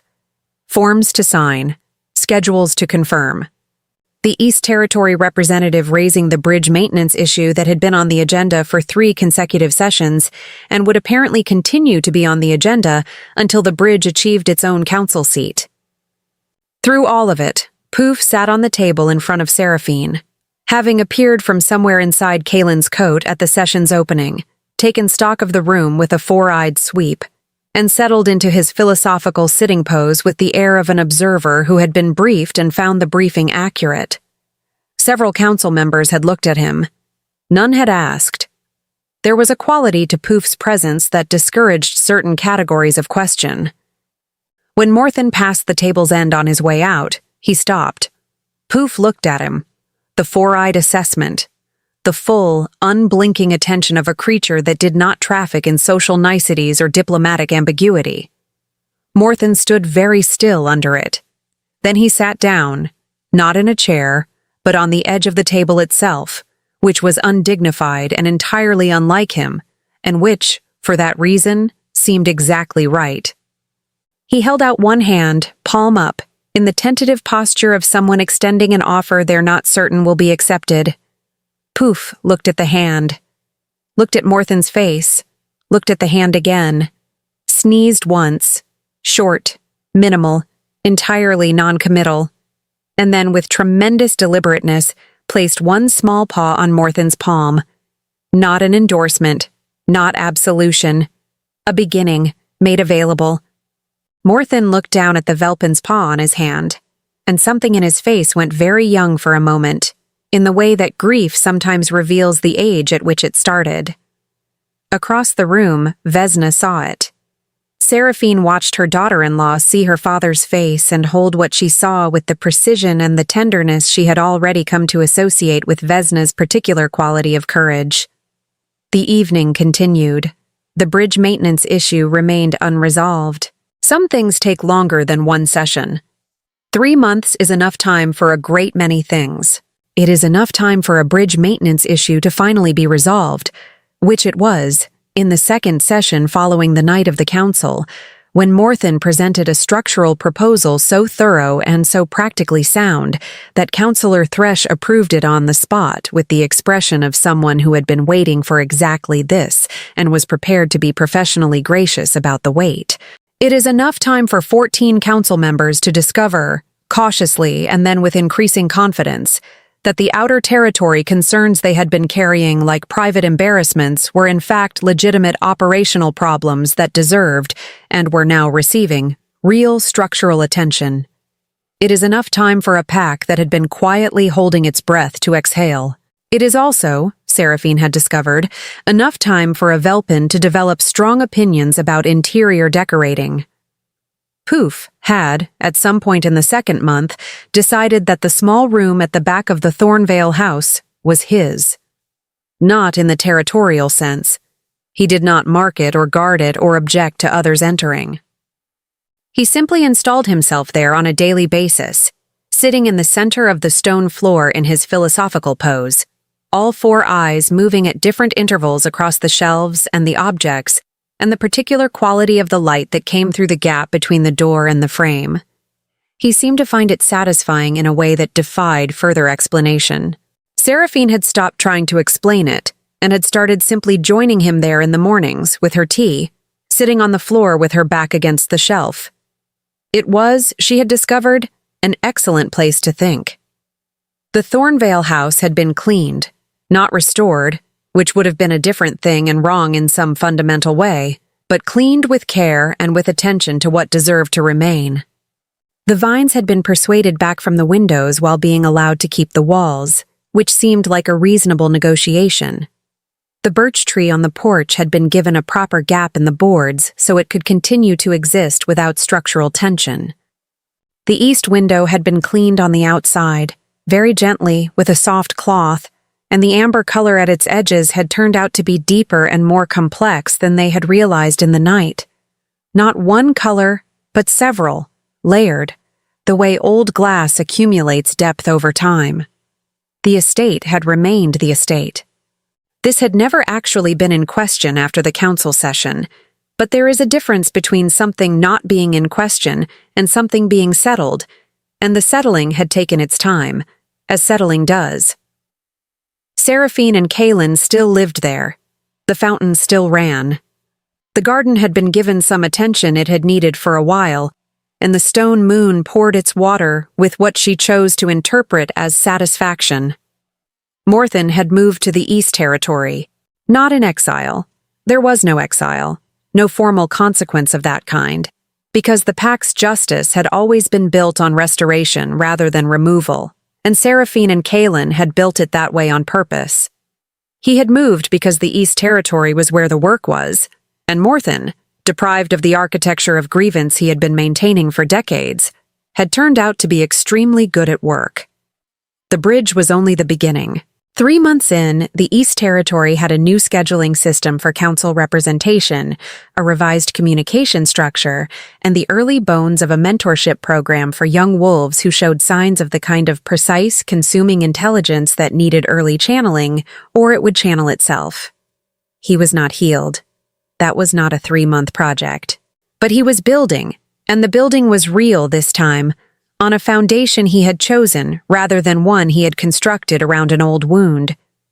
The difference was visible to everyone who knew him, and most visible to the people who had known him longest.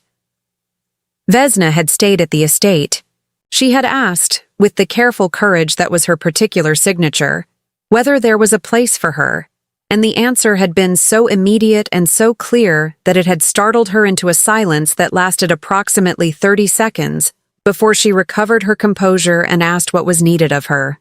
She had turned out to be extraordinarily useful, precise, observant, with a natural instinct for the moments when something needed saying directly, and the patience to wait for the right moment to say it. She and Seraphine had developed a habit of morning tea in the garden, which had begun as logistics, and had become something else entirely, something that didn't require a name to be real. She had told them, eventually, about her mother. Her name had been Kala. She had been from the northern coast, a woman of independent and unconventional instincts who had loved Morthen with great sincerity for several years, before concluding, with equal sincerity, that the version of herself she was becoming around him was not the version she wanted to be. She had left when Vesna was 3. She had not disappeared. Letters, occasional visits, the maintenance of a bond that was complicated but present. Vesna had grown up understanding that love and presence were not always the same thing, and that the absence of one did not necessarily disprove the other. It had made her, Seraphine thought, both sadder and more honest than someone who had grown up with simpler certainties. Kala knew about the estate. She had sent a letter, 3 weeks after the council night, addressed to Seraphine in a handwriting that was elegant and direct, and conveyed the specific quality of a woman who chose her words because she meant them. It said, in its entirety, "Thank you for seeing her clearly. She has always deserved that. I wasn't always able to give it. I'm glad someone has." Seraphine had kept the letter in the book, pressed flat between the last written page and the back cover, which was where it seemed to belong. On the morning of the first day of the 4th month, Seraphine woke before dawn. Not from worry, not from any of the 100 things that had pulled her from sleep over the past 3 months, in the ordinary way of lives that are still in motion. She woke with the specific, clean alertness of someone whose body has decided that today is the day for a particular thing and has made the decision without consulting the mind first. She lay still for a moment in the dark of the room she had slept in for 40 years, listening to Kaelin breathe beside her with the deep, even rhythm of a man at peace. The window was gray. The garden fountain was audible, faintly, through the glass. Somewhere on the grounds, a bird was conducting a preliminary assessment of the morning and finding it acceptable. She got up, put on her cardigan, the good one, the deep blue, the one she wore when things mattered. Found her reading glasses in the pocket and put them on the bedside table because she wouldn't need them for this. Kaelin stirred. "Go back to sleep," she said softly. "Not a chance," he said, with his eyes still closed, already sitting up. She stood at the window of their room and looked at the pre-dawn garden and felt, with the clarity of things that have been waiting a long time to be felt directly, everything that the last 3 months had been. The council and the documents, and the riverside path and the book and the small cold room and Vesna on the floor, and Morthen's hand held out, and Poof's careful, non-committal paw. All of it. The weight of it was not heavy. It was the weight of things that are real, which is different, denser, warmer, more durable, Kalen was dressed before her, because he had always been faster at mornings, and he was waiting at the bedroom door with the patient unhurriedness of a man who knew exactly where they were going. "Ready?" he asked. She looked at him. 77 years old, silver-haired, steady as anything she had ever known. Her husband, her alpha.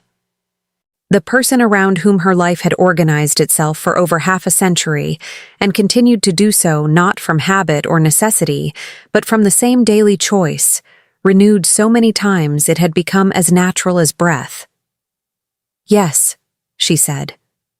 They walked through the house, through the east garden, through the gap in the wall, and up the hillside path in the early morning that was not quite light yet, but was considering it seriously. The Thornvale house waited at the top with its vines and its birch tree and its amber windows and its patient, living quiet. Poof was already there. He was sitting on the porch railing, an architectural choice that required a certain commitment to balance.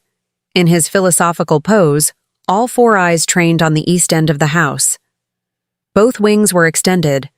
Seraphine had learned over the course of their acquaintance that full wing extension meant formal acknowledgement of a significant moment. She had also learned that this was the only time Poof fully extended his wings, because he had a highly developed sense of proportion and did not deploy his most significant vocabulary for ordinary occasions. She stopped on the porch steps and looked at him. "You knew we were coming." Poof turned his front eyes toward her. Blinked once. Of course he had known. They went inside, through the hall, past the staircase and the crescent window above it, down the east corridor to where the amber light was already gathering at the end, warmer now than it had any physical right to be with the sun not yet fully risen. The east window glowed with its own particular patience, the deep gold at the edges holding its layers of accumulated time. Seraphine stood in front of it, Kalen beside her.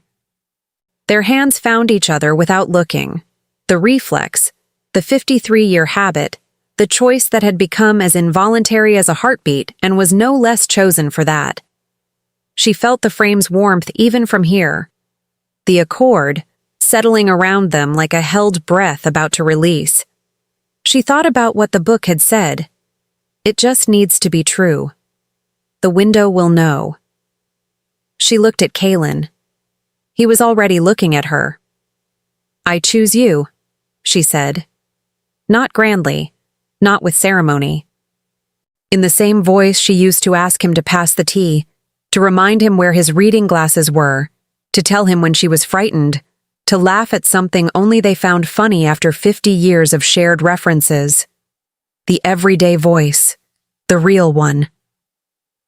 "I chose you at 23, and I have chosen you every day since, and I choose you now, in this house, in front of this window, with my knees aching and my cardigan on and nothing particularly dramatic to report."